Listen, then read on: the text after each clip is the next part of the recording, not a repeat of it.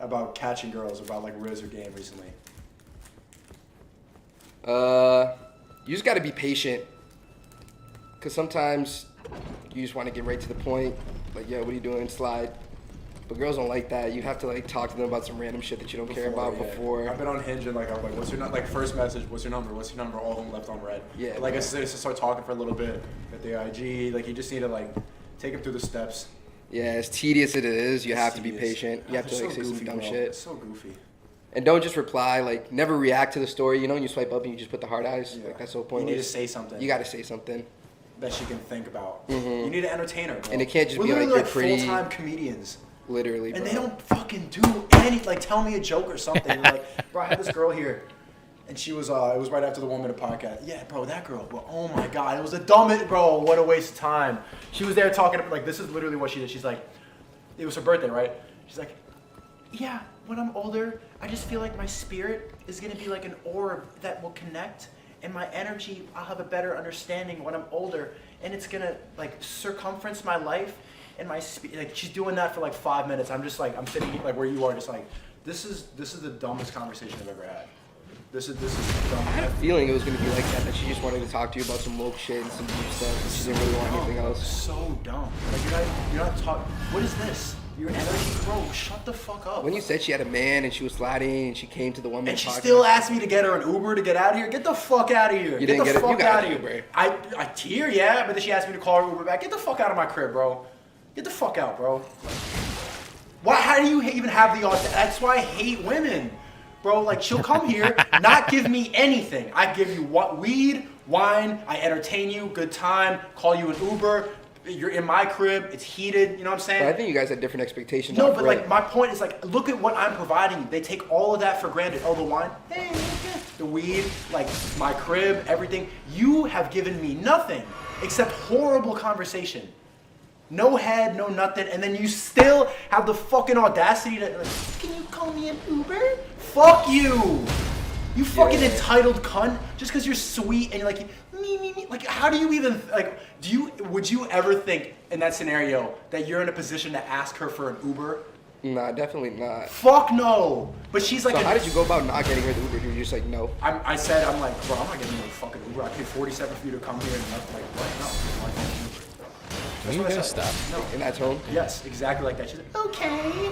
That's what every guy thinks like, she's gonna be like, she doesn't want to hurt her feelings. Just say what you fucking think. Cause she knows how fucking entitled she's being. She's like, can you give me an Uber? That's why she does that stupid little smile. She thinks she can play on you. Like, you know when the cartoons, the cat does the big eyes, like that, like goofy shit? She's trying to do that. So I'm just like, no, get the fuck out of here. Like, why would I do that? You have a boyfriend. Like, I just want pussy from you, obviously. You think I wanted to talk about your spirit? I think dumb she hoe? did. I think she thought you thought Oh my you god, wanted to man. talk about your spirit. Yeah, probably, right? Yeah, What 1 the a.m., fuck like, is I'm that? Ubering you to talk about your Oh, fucking energy. come I just hate, on, bro. bro. Like, Why what do is they this think? thing here? What goes through your head? What do you think I wanted to do with you? They made it a fucking mini boss Stupid now? fucking idiot. You know how many times this happened too? Like in Long Island, I brought a girl back to my Please crib don't. Saturday night, 1 a.m. And we're watching some Come stupid on, 9/11 documentary. I'm like, can we just like start making fun? She's like, Please, "Ooh, not like this." What did you think I wanted? Like, you really? She said like, oh yeah, let's watch the documentary. I'm like, yeah, we'll go back to my crib and watch the movie. You really think I wanted to watch a 9/11 conspiracy movie, or maybe get some head? They genuinely think that that's like they're so unaware to the game. We're so good at entertaining and playing that role that they want.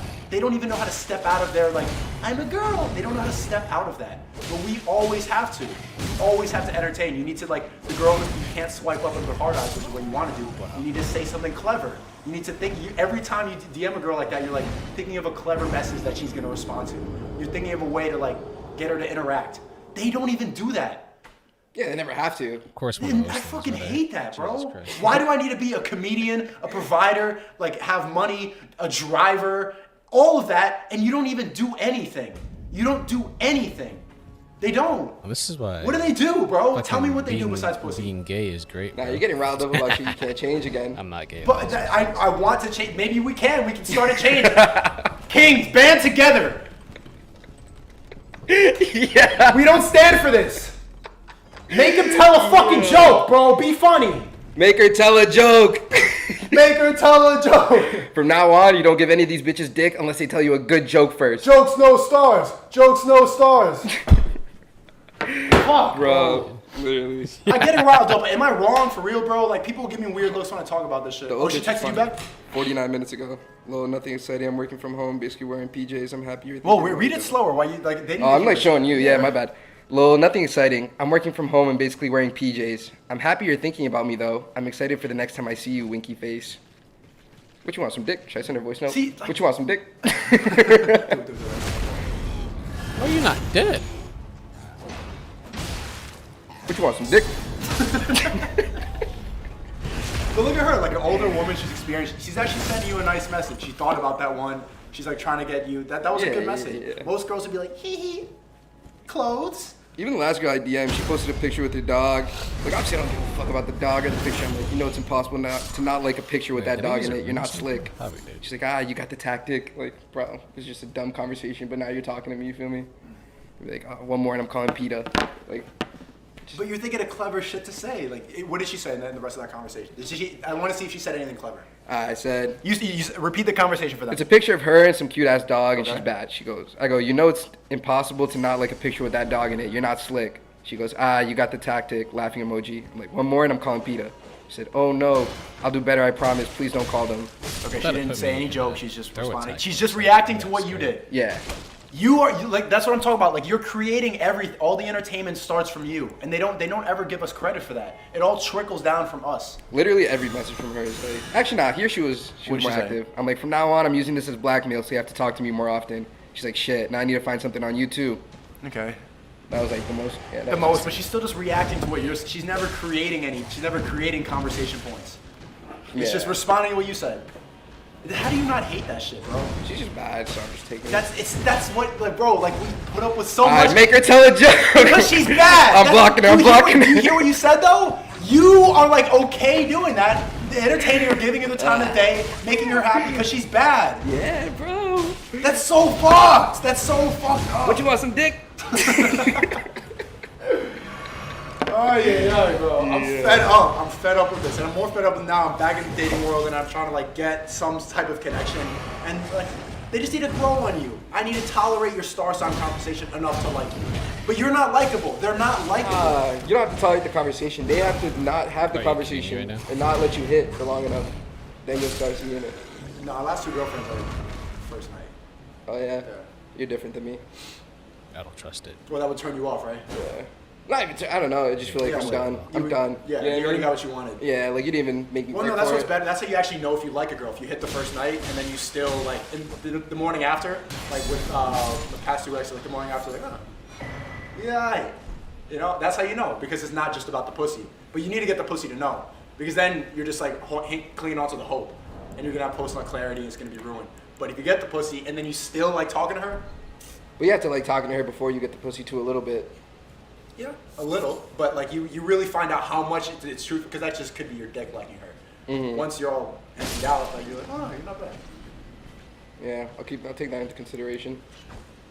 Hit first night. I hit first night, but the most part is I try to get them out of here before. I don't like bitches sleeping with me, As soon as you come to your senses. type shit. What if you come at like 3, 4 a.m. You know, you don't have much to come do. on. I mean, I'm a deep sleeper, so by the time I wake up, she's probably out of here. Really? They just sneak out like that? For the most part, yeah. It's like, This is ideal, right? yeah. But I can't wake up and be like, oh, maybe I actually like you. I wake up and I'm like, oh, she's gone. Time to make eggs. That's how I knew I like Lily. Like we got coffee the next morning. I was like sitting down. I was like, it's nice. But then she left and I was disappointed. It's like, oh, kind of liked you. Liked hanging out with you. And then I wanted to keep hanging out. It's that simple. Like, there's no point in forcing a relationship. I think it just happens. Yeah. I'm glad we started the move. This is a very progressive conversation. Yeah, right?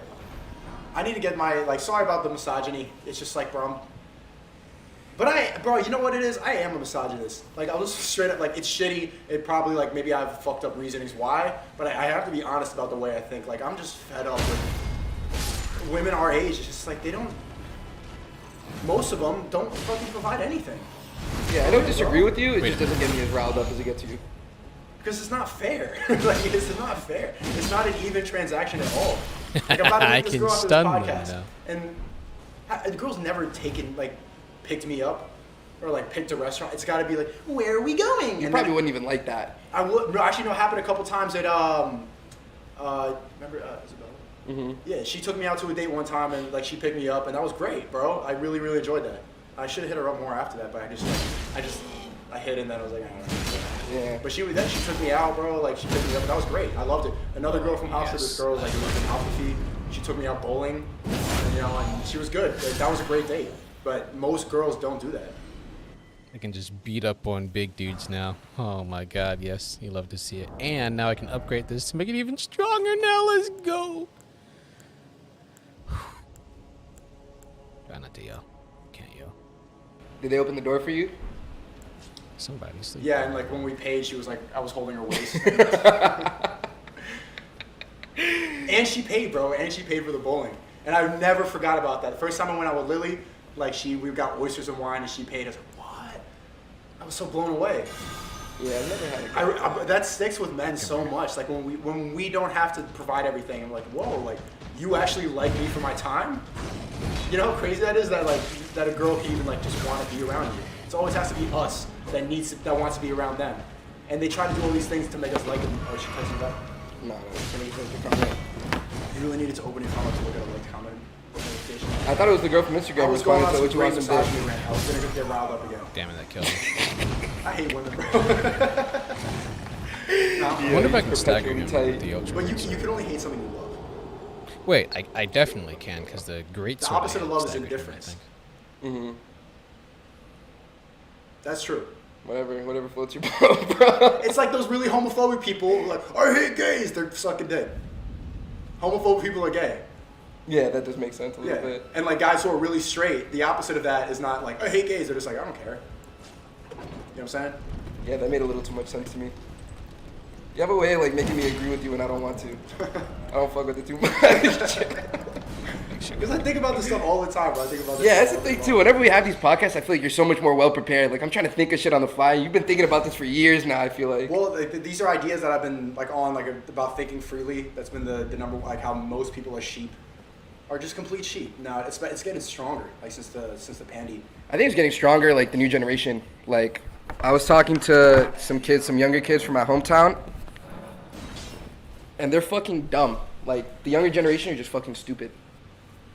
I don't know if it's lack of streets or like just being on their phone all day. And I know that makes me sound like a boomer, like, oh, you need to get off your phone if you're getting brain dead. But literally, you're getting brain dead. Why were they dumb? What were they talking about? Just like genuine, I don't know, general conversations, just nothing meaningful. I don't know, they talking in TikTok terms, just completely brainwashed by all these slogans or buzzwords that you hear or see on Twitter or TikTok. And Because thinking is hard. I mean, thinking is easier if you let someone else do it. That's what most people do. They let someone else do the thinking for them. yeah, bro, just can't fuck with the TikTok lingo. What do you mean? You're on TikTok every day. Yeah, but I don't talk like I'm on TikTok every day. Like I can separate me watching TikToks from. Drop some TikTok terms here and there. Name one. You'll be singing the songs, the TikTok songs. That's not a TikTok term. That's a song. I like a song. That's a. TikTok puts me on a mad songs. I'm not gonna front about that. TikTok will. I've heard it. I can't bring it up now. When have you ever heard me be like, "Oh, it was the MILF for me"? Like, bro, Oh, well, that's. It's not giving. It's Let's say that. it's just not It's giving. not giving. Definitely not. I can't. Bro, yeah. All right, you wanna? We went on for a while. I'm sweaty and shit. I'm about to go link Yeah, I'm this girl sweating shit. shit too, bro. We need to turn up the heat. All right, thanks for watching. Thank you for putting up with my my shit. Anything else, Cass? Like, how you been, bro? They miss you. They've been requesting you a lot. I'm just over here compensating, trying too hard. Peep the comments. Over here. Know your worth, Kings. You guys. Yeah, I'm just gonna turn this way, not because I got a tattoo, just because I gotta go somewhere over there. Just stretching my leg. Bro, fuck. Got footy later. Now you just got gotta- tighty whities on it. It's not titty weighty. I Bro, these are mean, boxer these briefs. are that's too high. You're riding the thigh a little too much. Bro, you gonna see me on the beach with my Yeah, my thong on. I did. You're riding that. With my thong on, my You Speedo. really go pink speedo at the beach? Pink Speedo, leopard. You're gonna be the naked guy in the locker room. Like that, you graduated to that. You're the naked guy in the locker room in 50 years. Yeah, while your fucking 8-year-old is watching my dick swing. Ew, man. Yo, you ever seen the old man's dick swing in the YMCA locker room? I have, bro. That's just traumatizing. We all have. And you're gonna be that guy. I'm gonna look good with my tattoo doing it.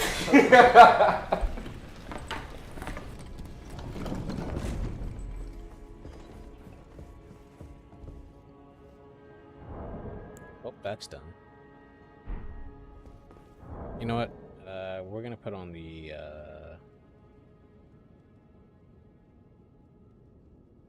what's it called? Trash. Do you care about Ukraine?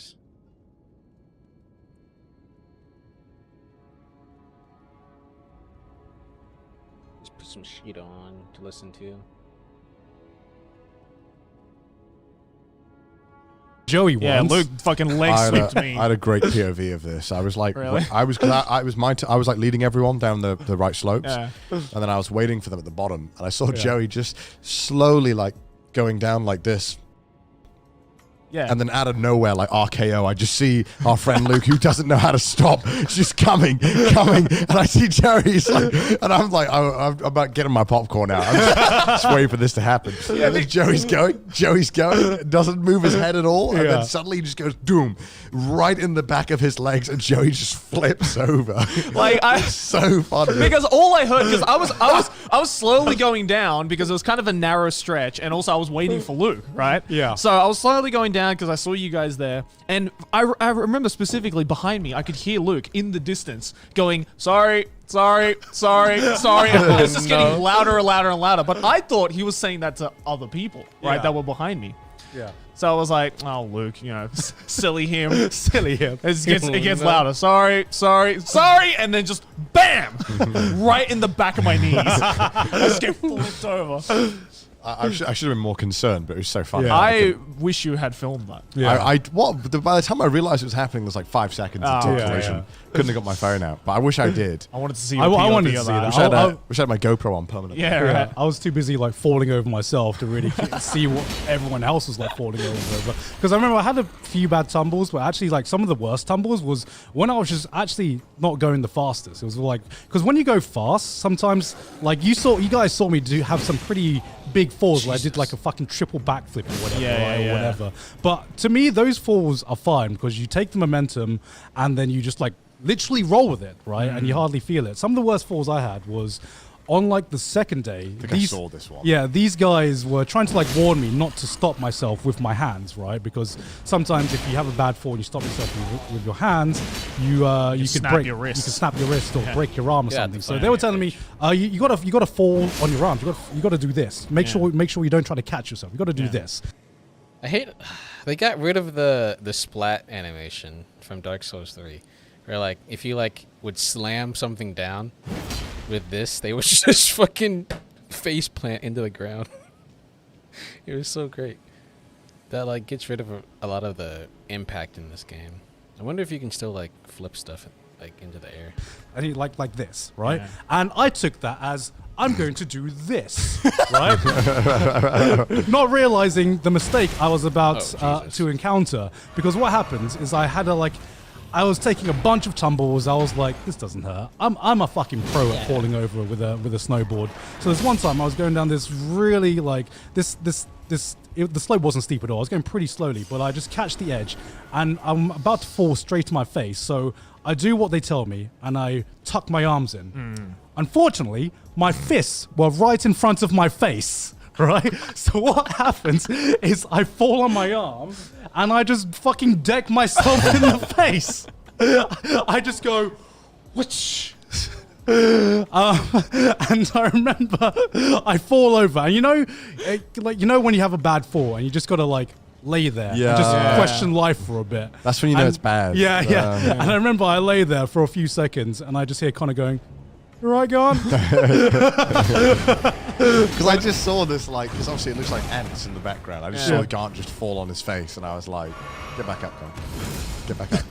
Get back up. And then he didn't get up, and I'm like, Oh no, he hurt himself. There was a couple of times, like on the last day, I think, where you did that like triple backflip, right? I saw I saw it in the distance, and I was like, oh, that looked like it hurt. And then God just did a move for about 20 seconds. I was like, oh, he's dead. Oh, he's straight up dead. Yeah, I remember seeing that one. I just saw like someone doing like flips, but not the good I kind could of hear the flips. SSX music playing when that was happening. It's like, it's tricky! He took so many falls. I did. But I think that's when I learned the most, though. When you do take the falls. Yeah, on It's exactly. not about how many times you get hit down. It's how many times you get back It's up. about drive. Yeah. It's about the drive. It's actually like the most embarrassing fall I took wasn't even on the slopes. It was on the ski lifts. Oh, yeah. Yeah, because well, Joey was there because me and Joey were trying to get on the ski lift together. It's like two-man ski So lift. it was a two-man ski lift. So me and Joey line up together. So we're just gonna have a nice chill ride up on the mountain. And so I look back. I've done the ski lift a bunch of times. So I'm not even a beginner anymore. I'm Yeah. I like know how to get on the ski lift, right? So Also, you thought. It is a lot harder on a snowboard than a ski. yeah. Also, I thought because I'm standing there waiting for the ski lift to come around. I look back, and in my mind, I take a mental note of the momentum of this ski lift, right? So I know how fast this thing's going. Yeah. And so right before it gets near us, I turn around thinking it's going to have the same momentum, not thinking that they're going to slow it down for us. So what I do is I turn around and I just sit. And you know that feeling where you take a step where you think there's like a stair and then there's just not? Yeah. So I had that feeling where I sit down and I just feel nothing and I'm like, oh no. And like, I just collapse. Yeah. And then the next thing I notice is I feel like the fucking bump on the back of my helmet, which thank God I was wearing a helmet at this point. Yeah. And so I'm just like, they're going to stop the ski lift. So my instinct is just to adopt the fetal position while they hopefully stop the ski lift. Plot twist, they don't stop the ski lift. And so the ski lift just goes over me. And Joey, I guess, just snowboards over me because I look up thinking, what the fuck's happened? And I just see Joey just looking back on the ski lift being like, you're right, dickhead. Oh no, it was amazing because I'm like. surprised they didn't stop it. They Yeah. should have No, stopped it. right? Because how I usually do it with like skis or snowboards is I wait for the chair to hit you, physically yeah, hit me in the yeah. back of the knees. So that's where I know. Oh, it's right underneath. Kind of like Yeah. bend over. Yeah. Just get my butt ready. So I was doing that. I was looking back, just waiting until it hits me right here, and then I look over, look up, sit down, thinking it's all good, and then I hear like this horrible scraping sound from somewhere. I was like, what's going on? I look over and Garth's just down there under the thing, just like this.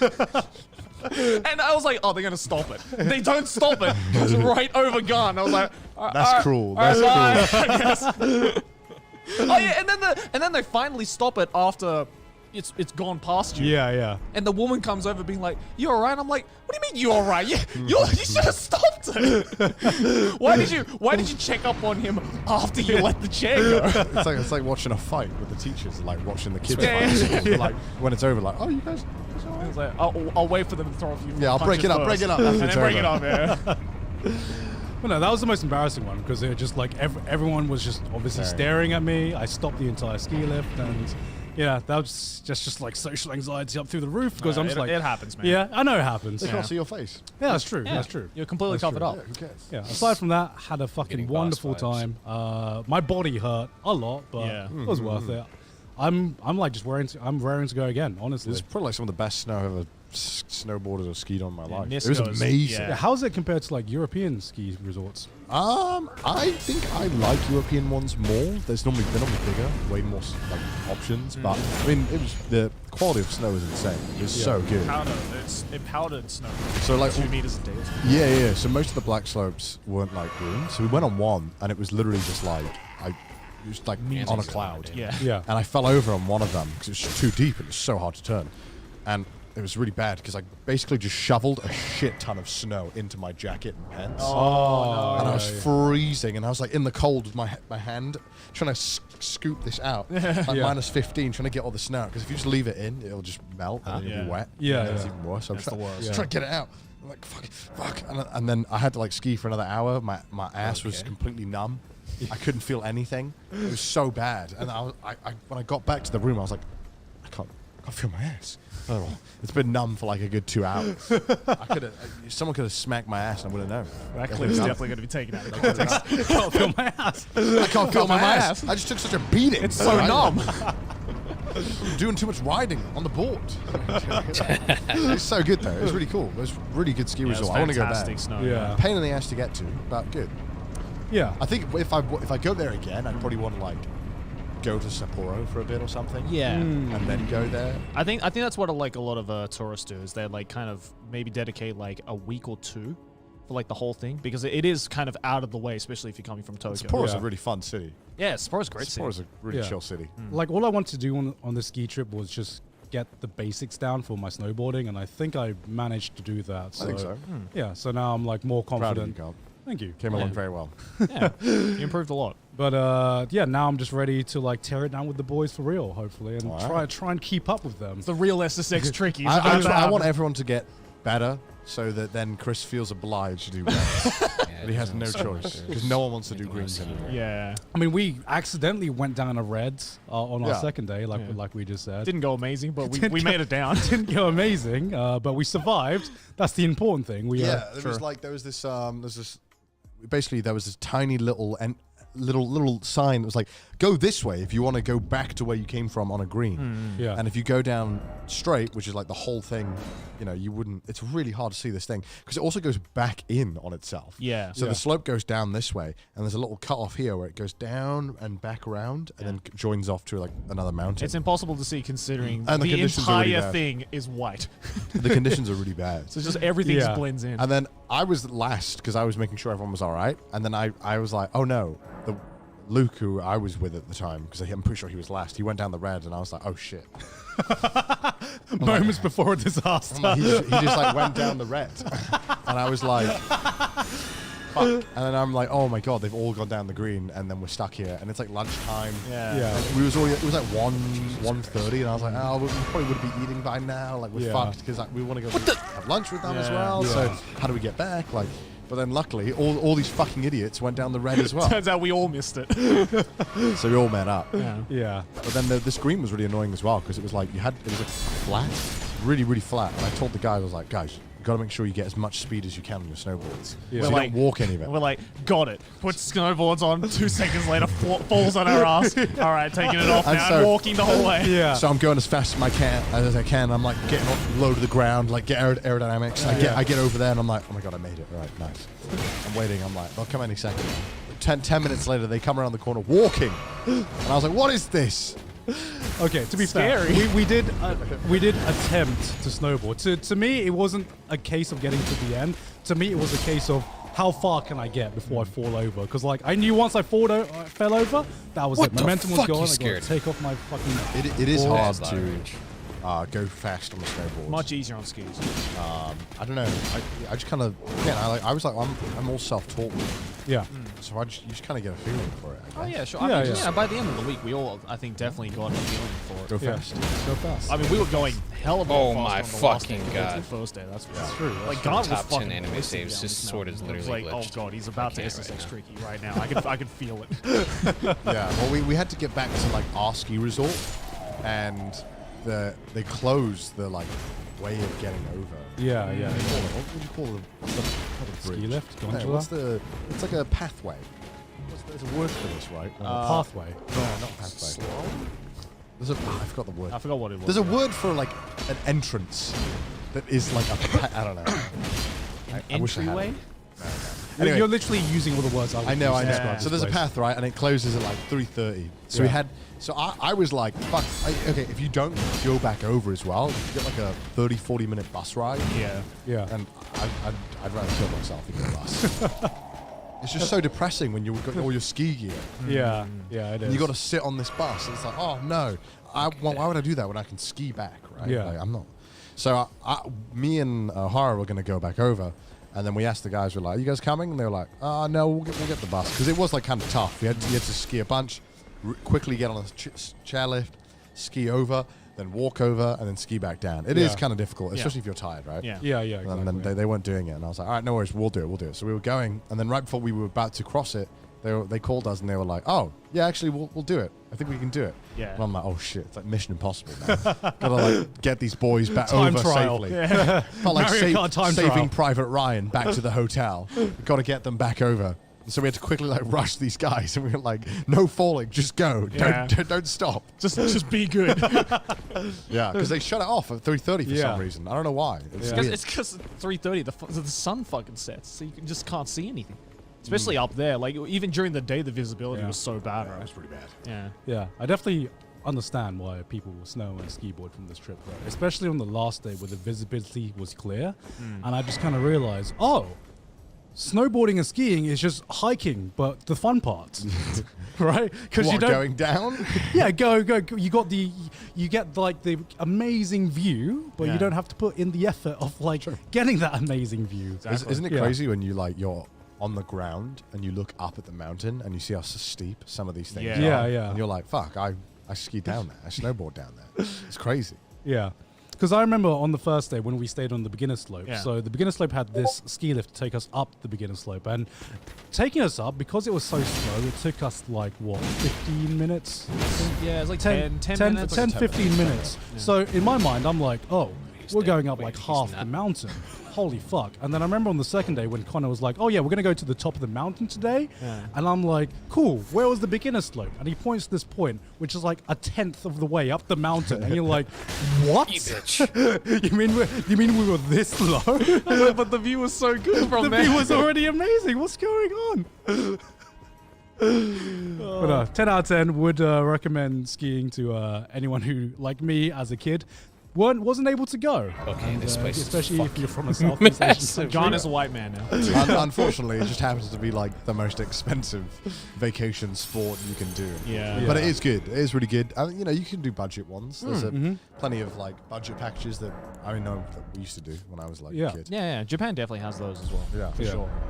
We get like the Alright, all-inclusive. now we're just doing health from now on. This episode is sponsored by Honey. We all shop online, and we've all seen that promo code field taunt us at the checkout. Thanks to Honey, manually searching for coupon codes is a thing of the past. Honey is the free browser extension that scours the internet for promo codes and applies the best one it finds to your cart. Honey supports over 30,000 online stores, from games to fashion brands and even food delivery. But Connor, how does it work? Well, imagine you're shopping on one of your favorite sites. And then, when you get to the checkout, you'll see the Honey button drops down on the side. And then all you have to do is click Apply Coupons. Wait for Honey to go through all of the coupons that it knows for that website, and if it works, you'll be watching the prices drop and your savings increase. Recently, I had to buy a bunch of camera gear, and luckily, Honey saved me $20 on a big purchase. Honey has found its over 17 million members $2 billion worth of savings. So if you don't already have Honey, you could be straight up missing out on free savings. It's literally free and installs in a few seconds. And by getting it, you'll be doing yourself a solid and supporting us, the boys. So what are you waiting for? Get Honey for free at joinhoney.com/trash-taste. That's joinhoney.com/trash-taste. Did you guys get up to anything else on your holidays? How was your Christmas? Christmas How's your New Year's? well, it was supposed to be in Australia. Well, that's exactly why we went on the ski trip, right? yeah, Of, that didn't happen. like, we've been trying to plan a ski trip for 2 years, and what it took to take us to finally plan the ski trip was a global pandemic to cancel all our plans once again. To be like, well, guys, I know you guys are free this weekend, Yeah. or I know you guys are finally free this week. Let's go on a ski trip. yeah. Hopefully, we'll go on another ski trip that won't take as much time or effort Hope to not. plan. 2 years later. 2 years later. Yeah, my Christmas and New Year's was very chill. Just Yeah. spent it with some mates. Played a lot of Mahjong. Like unironically. Played a lot of We mahjong. played a lot of Mahjong. Played Yeah. a lot of TFT. Of course you did. Of course you did. Is that your new Apex? Yeah, I played with Didus and Emily a bunch, so we was like addicted to it. Nice. It's fun. It is It's fun. nice. I don't know. It's like NFTs, but You can leave. You can leave. I've never understood TFT. Like, it's auto chess, isn't it?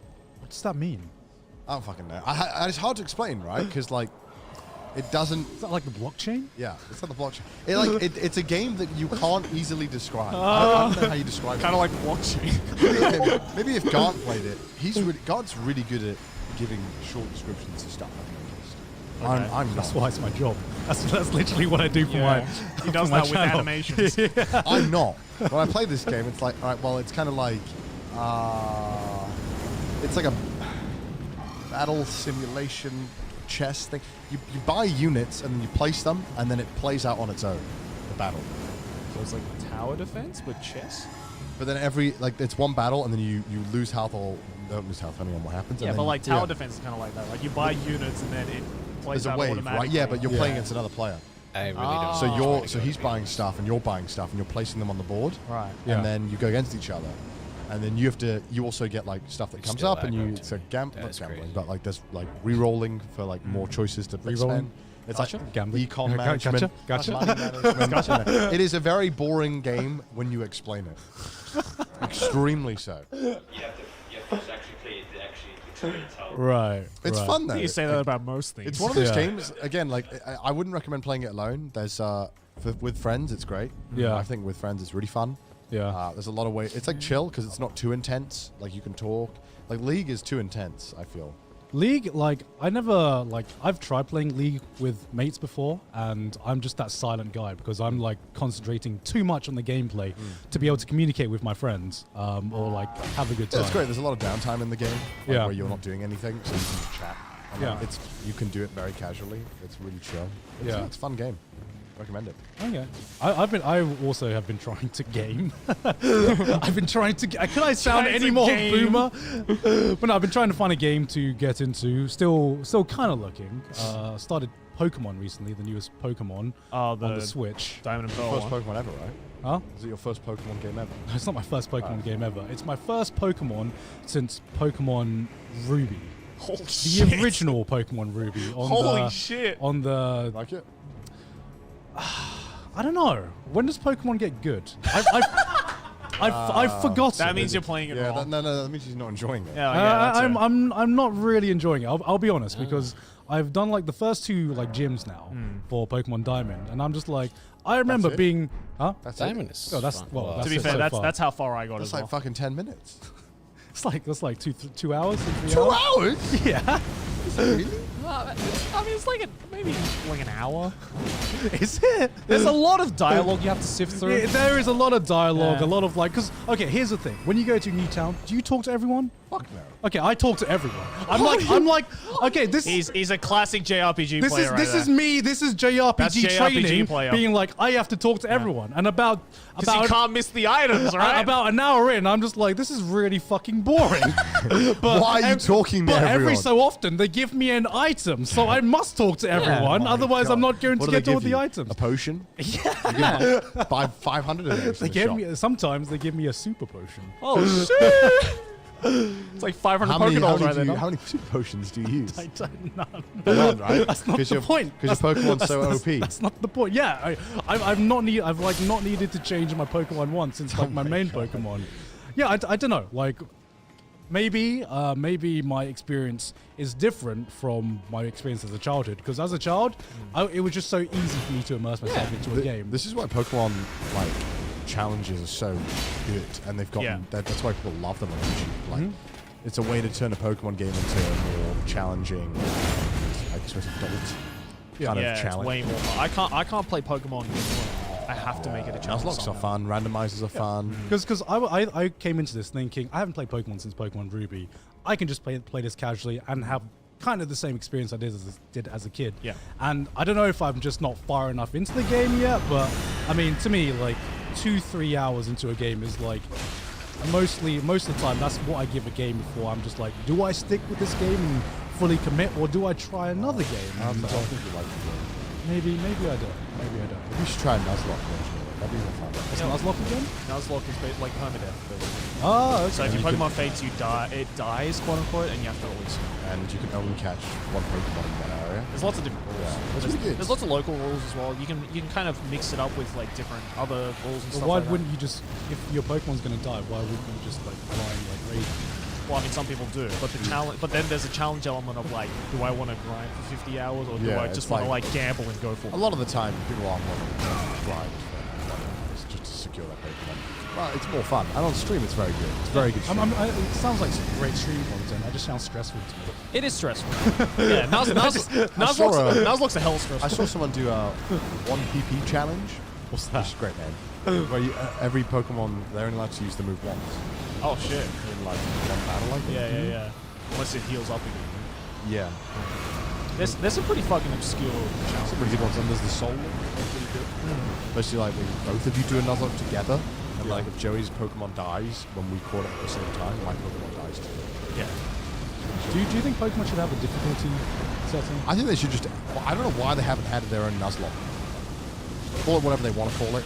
They'll remove the name Nuzlocke. I don't know why they haven't put it in the game. People do it. Because it's at the end of the day, it's still a children's game. Yeah, but like, people are doing this to their games anyway, and people are gonna do it. Why not just add the option? Like, it's not that it's a children's game. F it in it. But like, surely adding like the, especially like a randomizer, right? Surely that's easy to add. Oh yeah, it's hella Just go in the code and be like random all, and then Yeah. it should work, right? super easy. I know, because like for me, I never got the Pokemon conversation before because I just hadn't played Pokemon in so fucking long. But now that I've started to play, I'm just like, when does this get fun? how long do I not need to be on autopilot before this gets Yeah, it's because fun? you're playing. Yeah. I think Yeah. if you tried a Nuzlocke on a stream, you'd enjoy it. But I like, if I'm not supposed to play it normally as a casual player who knows zero about Pokemon, It's then all for that. am I too old for that, Connor? You've played too many games. You know how to game. So I'm not even a gamer. I'm not even a gamer. You play JRPGs, right? You're Yeah, I used to played- like grinding for like 15 hours to like get one sash or something. I don't know. Yeah. You're too good. Clearly not a JRPG player. You're too good at like grinding.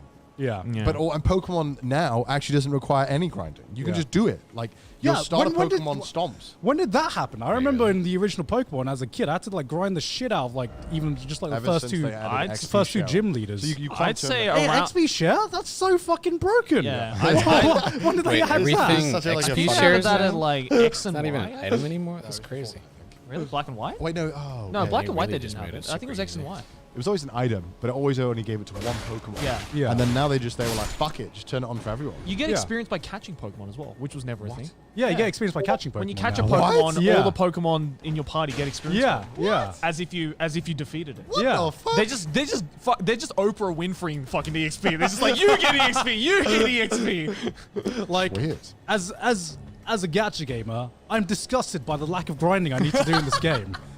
Like, As a gamer, I'm disgusted by you gacha gamers. I have been thinking to do maybe like shiny runs or like like stuff like that where it's like a little more challenging, Yeah. but yeah, a really fun one I did was I did like a Pokemon Emerald mod where whenever you enter a building, it teleports you to a random part of the map. Oh yeah, I've seen that one. That That's one cool. was really fun, but because it was so fucking hard because you had to like route everything on your own. Yeah, So yeah, if you yeah. weren't familiar with the map of the game, you were just fucked. true. That was really fun though because it's like it gives on a completely different challenge to it. That Yeah. It actually becomes like really entertaining and fun. so are all new Pokemon games just this easy unless Yes. you like They all hold your hand. artificially add difficulty to Yeah. your own Yes. run? Yeah. Okay. I'd say ever since like Black and White or X and Y is where it's really started to like hold your hand. I understand gamers now. I thought you guys were being babies complaining about this stuff. No. It actually holds your hand now. It's like ridiculous. Especially if you've played Pokemon ever since the beginning. Like, Yeah. I go from that, which Yeah. is like if you catch a Pokemon, you need to commit to leveling it up. Oh, dude, like kids, if I want to give a kid today who grew up on like Sword and Shield Yeah. or like the new remakes, give them like the original Blue or like Red and be Yeah. like, play this game and just Yeah, watch yeah. them like have a mental breakdown of how difficult it is compared to what they get today. Did you see the fuck? What was it? I totally forgot. Oh, great. I know Alzheimer's. Yeah, no, because I remember as a kid, I don't know, it like some things just felt rewarding that I don't feel rewarded with this game. For example, when you level up your Pokemon, every Pokemon just levels up automatically. Yeah. It's like an auto leveler, you know? It was the Pokemon Let's Go fuck are Eevee you? Pikachu. Oh, yeah. They gave your starter Pokemon like increased stats, the Eevee or Pikachu, and it had its special move. Yeah. It just one shot everything. Yeah. So they gave No. you like a starter that could just one shot everything. No, the most bullshit part about Eevee, I really enjoyed Eevee to be fair, but like the most bullshit part about Eevee was I did an Eevee only run on stream once because it's just so fucking easy. But like in some of the poker matches you go to, there's just this dude who's like, I can teach your Eevee any move of any type for free. Which one would you like? It's like fire move, and it's like, and they're like really fucking powerful moves as well. So it's like, what's the catch? And it's like, no catch. It's because you talked to me. I was like, my God. oh, good. And I think I did the Eevee only run in like 4 hours. It was like one of the easiest fucking games ever. I only did it because I like Eevee. So when did it like? Was it Eevee after Pokemon only Ruby that runs everything started to just get easy? I think I don't remember. the original Diamond and Pearl was still like in that same difficulty range. Right. I reckon it was around like X and Y, like 6th gen, where they introduced like the whole like experience sharing and like the really like holding your hand element. Because Sun and Moon was just so like ridiculously easy. And then Right. same with Sword and Shield as well. And then every other remake since then has just been like baby mode. I remember when I was a kid in the games. This is like boomer. I remember when I was back in my day. Back in my every day. game was just fucking impossible. And it was Yeah. shit. Yeah, right. But now we've gone too far the other way. I remember crying trying to beat the first stage of Mega Man 2, you know? I remember I had a game on Game Boy, right? It was Dalmatians 101. Hardest fucking game I've ever played in my life. Dude, the Disney games on Game Boy Advance were so hard. Not even Game Boy Advance, like Game Boy. Oh, Game Boy. Game Boy. Oh, shit. This shit was impossible. I don't even know what the fuck I was doing. Like this is how shit games were back then. Like Yeah. I didn't even tell you the objective. Yeah. You just have to go around and figure shit out. You don't know what kills you. I don't know what the fuck is going on. I don't even remember. I didn't even see Kuala Deville once in that game.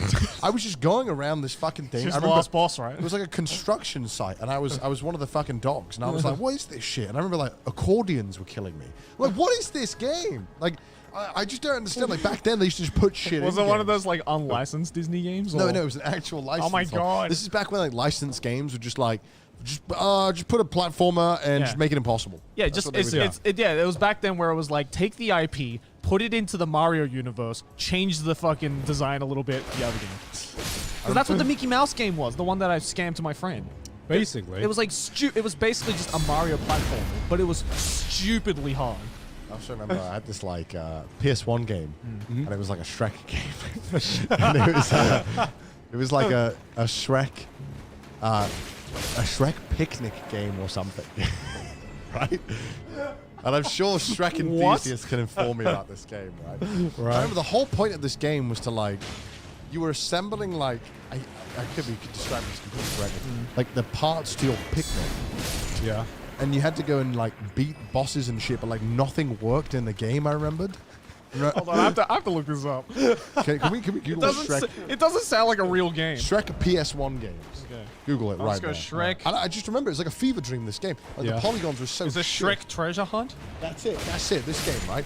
I remember I played this game. Oh my god! There was like one polygon in this whole Hey game. yo, that looks like arsed. What is God, Can I that, read the What synopsis is of this game? I want to. What is it? to the It has a Wikipedia. 3. It actually has good ratings. Yeah. 78% liked this video game. What is it? What's the synopsis? Could we read the synopsis of this Shrek game? Treasure Hunt. Gameplay. Oh, plot. As Shrek is preparing a picnic with Fiona, the 3 blind mice steal all the picnic equipment, such as foods and drinks. So Shrek must go on an adventure doing minigames to get the items back before Fiona arrives. But I remember it was like a bunch of minigames, right? And these minigames just like were all broken. They didn't work. I Ultra love Great games Swords with make this these game kinds of actually shitty a lot plots. easier, to be honest. Because you can just imagine it. Just being like, Fiona, I have to go get I just remember the ham. the camera was like unusable, and it kept bricking my Staggered dick PS1. stuff in those And then eventually it like just broke, and I was so Yeah. close to the end of this game, I was distraught. Yeah. I was What's like, the I couldn't- last picnic item? I couldn't believe it. I remember you have to go to like some castle or something to fight these fucking mice or some nonsense Right. like that. And I was just so angry that I couldn't finish it. I never have did. to. I have to find that and play it. You got to play it, bro. That It's, sounds amazing. it's a great game. It's shit. You should stream it. I guess I should. Maybe I'll stream it if you want me to. I want to see it. I actually have a game recommendation though that I found. Okay. It is a JRPG though. All right. I'm But listening. it is called 13 Sentinels. I Oh, think. I've heard of that. Have you heard of that? Yes. So I found this by like complete fucking accident because Right. I'm just like trying to look through my game library of like games that sound interesting, and I just kind of downloaded it on a whim because I'm just like anime game, brilliant. Yeah. It's not Pokemon anymore. Finally. Well, I say that, but Pokemon's an anime game. It's not technically. But yeah, I downloaded it and it is got a really fucking interesting concept. Right. So how I can best describe this, it's like if you take Bokurano and mix that with Steins Gate, right? So the reason it's called 13 Sentinels is because you have like basically you have 13 main characters, right? And so the way the story unfolds is that you're able to select a perspective of part of this main character. And the basis of this is at some point in the future, like fucking kaiju come along and try to fucking destroy the world. And so these 13 kids have to save the world from this kaiju attack, right? But I think they fail or something. Yeah. So time travel exists, right?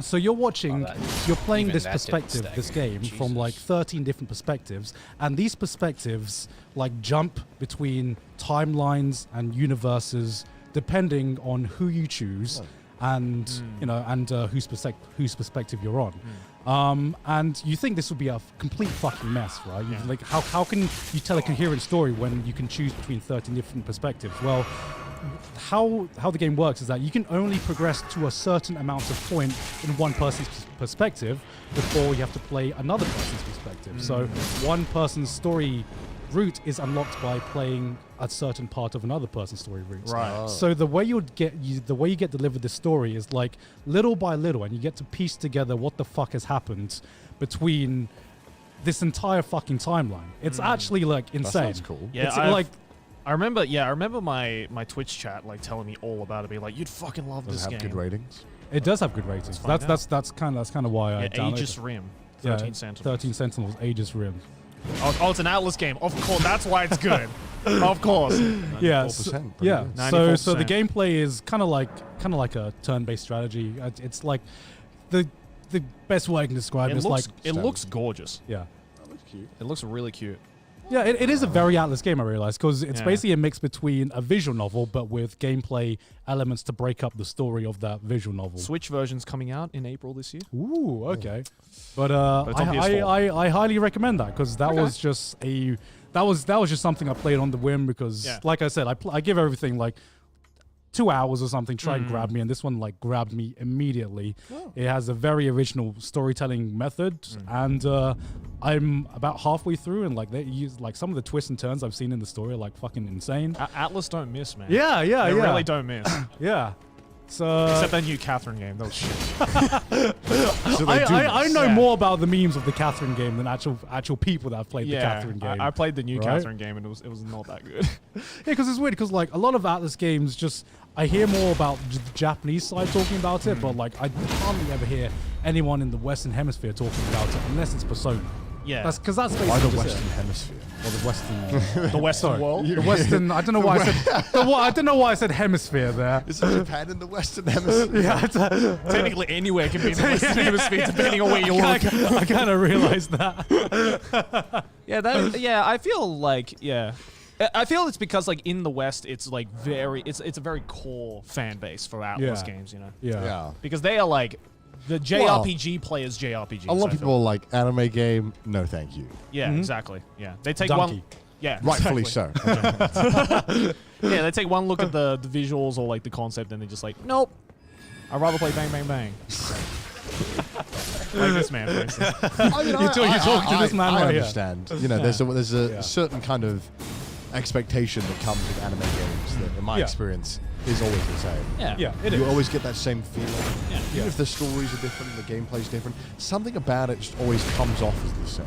Like, I don't Yeah, know why. I don't No, it is. I don't fault people for thinking that though. That's because, what I like about it. Yeah. That's the like, consistency. yeah. I That's don't fault people for thinking that though, because that's exactly how I feel with a lot of FPS games. Yeah. Where it's like the concept is different, but at the end of the day, it's still bang bang bang. Yeah, you know? yeah. So it's bang. fine. no, but More even like, JRPGs for me. but like even like Western-driven, story-driven games as well. It's just like just open that I don't know. I guess it's the same reason why I'm into anime versus movies and TV shows. Right? I mean, I will always watch a movie and TV show, but those aren't the core pieces of entertainment that I like. For example, like I remember playing The Last of Us, and it's a great game, but I just have like zero emotional attachment to it. Like Right. I play it and I can like objectively view as a they're not critic. anime. Huh? Because they're not anime. I guess. I don't know. If It's they were just- more anime, you'd be like, I care. I don't know why. It was just the way Western storytelling works is that it's got like different tropes and different method of storytelling, but I don't know why I gravitate more to like the anime style of storytelling, because I do think they do have a different style. Oh, you know definitely. what I mean? Different cultures. Yeah, different cultures and everything like that. And you know, the way Joel and Ellie were written as characters were great. They were great characters. I don't know. I just didn't emotionally attach myself to either of those characters, even though I could tell that they were like great that. characters. Why do you emotionally attach yourself more to anime characters? Because he's a weeb. But like, there's got to be a reason, right? Like, what about the way that they do their characters is more appealing? I to think you? it's because they're unrealistic. I was going to say, because that's what bothers me. Yeah. I like the fact that with anime characters, there's like a clear distinction between reality and fantasy, right? And I like having that easy separation in my mind, where you can have great, really well-written anime characters that are still clearly like really fucking unrealistic. Like just take any fucking tsundere, for example. Yeah. You can have great written tsunderes, but at the end of the day, if you meet a real life tsundere, you're just gonna think that they're a bitch. Why are they doing domestic violence on their like partner or whatever, right? Do you think that the authors who are like writing these are intentionally making unrealistic characters, or that's like they're to be real characters, but it comes off as unrealistic? I think it's all based on just like not only like the cultural understanding and norm of that author, but it's also the fact that a lot of these authors are also hashing off other Japanese creations and other Japanese characters, right? So it's, you know, that like I don't really know of many or any like Japanese author who takes direct influence from like Western stuff, for example. Yeah. Right. Like the only one I can think of is like fucking Araki. Yeah. You know, which is why his characters are so fucking different compared to the traditional norm like manga anime style of character. Yeah. Not just like visually, but also like as like a characteristic of that particular person. Right? Yeah, like why is like so many anime set in high school? Why is that? Like, is that a cultural thing? Yeah, it's Like, a cultural thing. Why so? It's because it's for a lot of people, like high school is kind of seen as like this basically like golden time. Right. Yeah. It's like for a lot of people, high school is like, you know, the whole thing of like in the West of like high school is like, you know, usually movies that are based in high school in the West are based off that. Yeah. You know, being like, oh man, my high school fucking sucked, blah blah blah. They're all these Yeah. shit people, the jocks, the bullies, blah blah blah. Right? That's the norm in the West. In Japan, it's glorified because to a lot of people, high school was a really fun like friends they'll never get back, and like because it's also the last years of that person being free. You know, I liked high school, but I wouldn't say I like that's high my school. life. Well, yeah. I think as well in terms of like a storytelling like standpoint as well. Like I feel like kids in high school or like kids going through puberty is just already a really interesting character dynamic. Like you can get characters to get away with a lot of shit just because they're in puberty. Yeah, but I feel like there are so many fucking shows and so many anime where you look at the characters and they could be in any fucking setting. Right? Oh, yeah. Because like some of the shit that these high schoolers go through, they like go through like 2 world wars. they're like fighting Avengers level threats when they've reached the fucking 13 years old. And That's you're clearly like, not a well-written character. You know, You know what I mean? That's clearly just an author being like, I like high school settings. Let's put him into high school, you know. But don't actually take full advantage of it, unfortunately. But there's a lot of authors that take full advantage of like the high school characters and that whole setting and actually like work it into their character and story.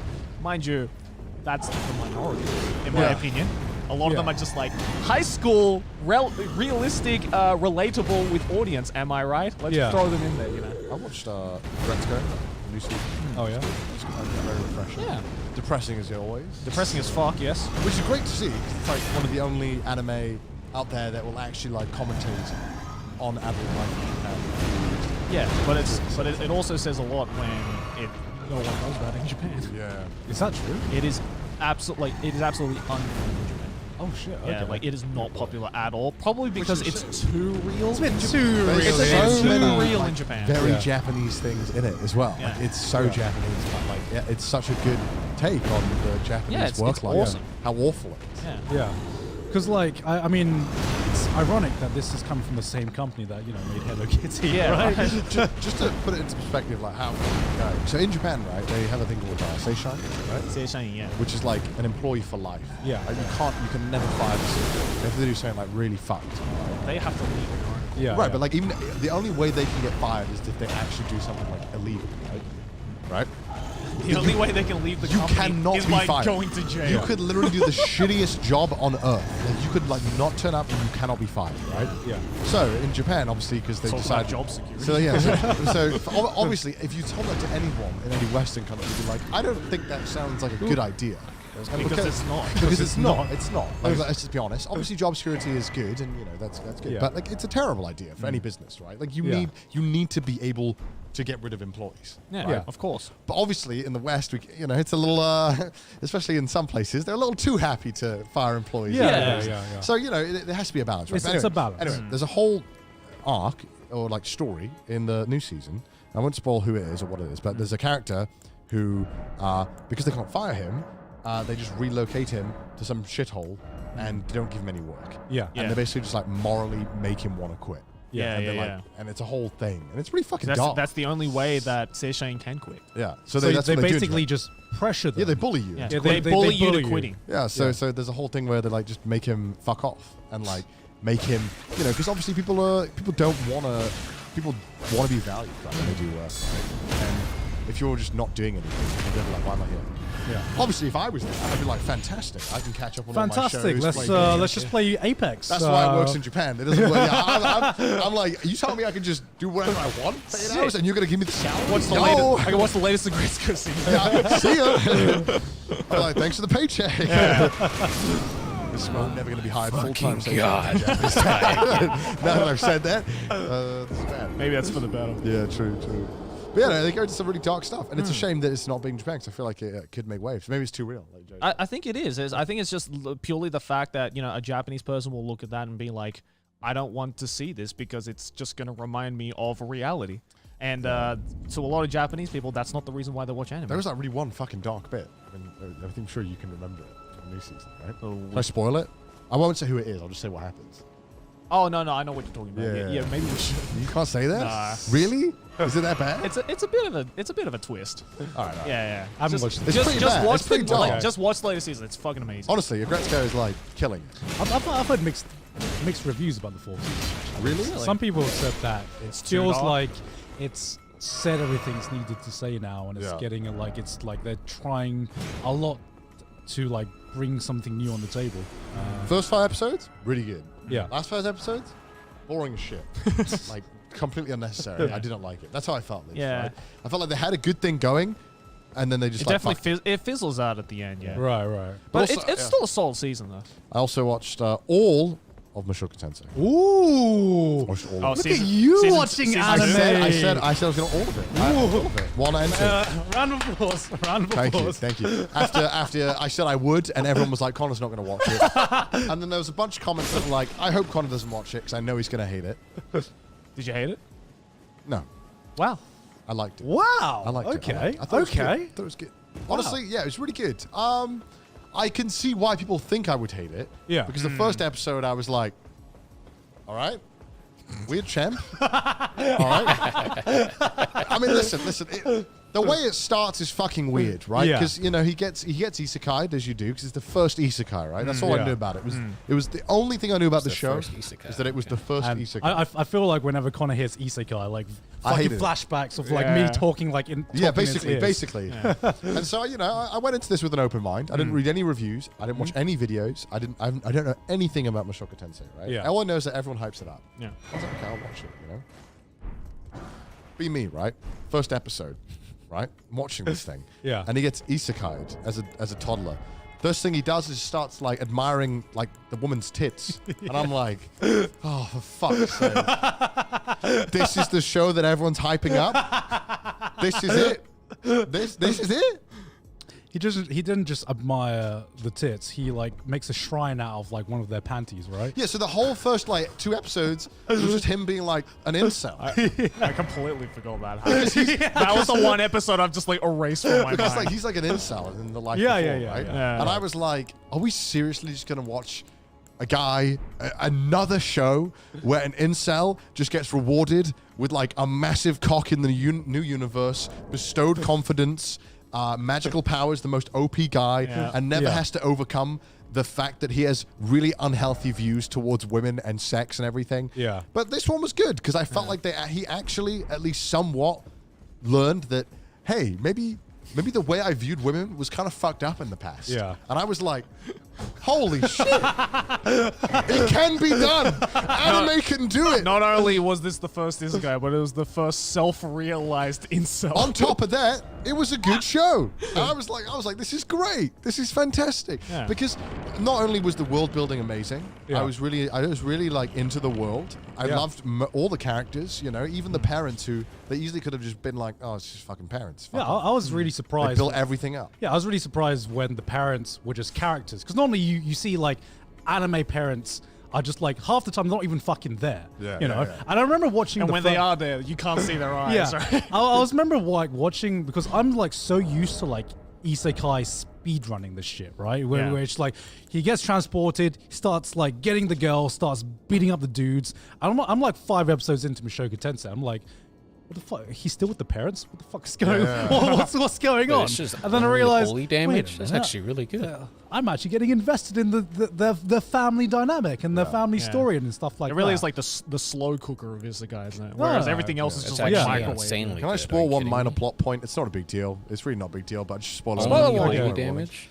The moment I knew the show was built different, really, was you're just sitting Fate there, you're scales not watching E. episode 6 or 7, it just Yeah. starts and it's like, the first thing that happens is it's like normal family life is like, the husband has cheated on the wife with the maid, Yeah, and she's yeah. pregnant. And I'm like, the fuck is this show doing?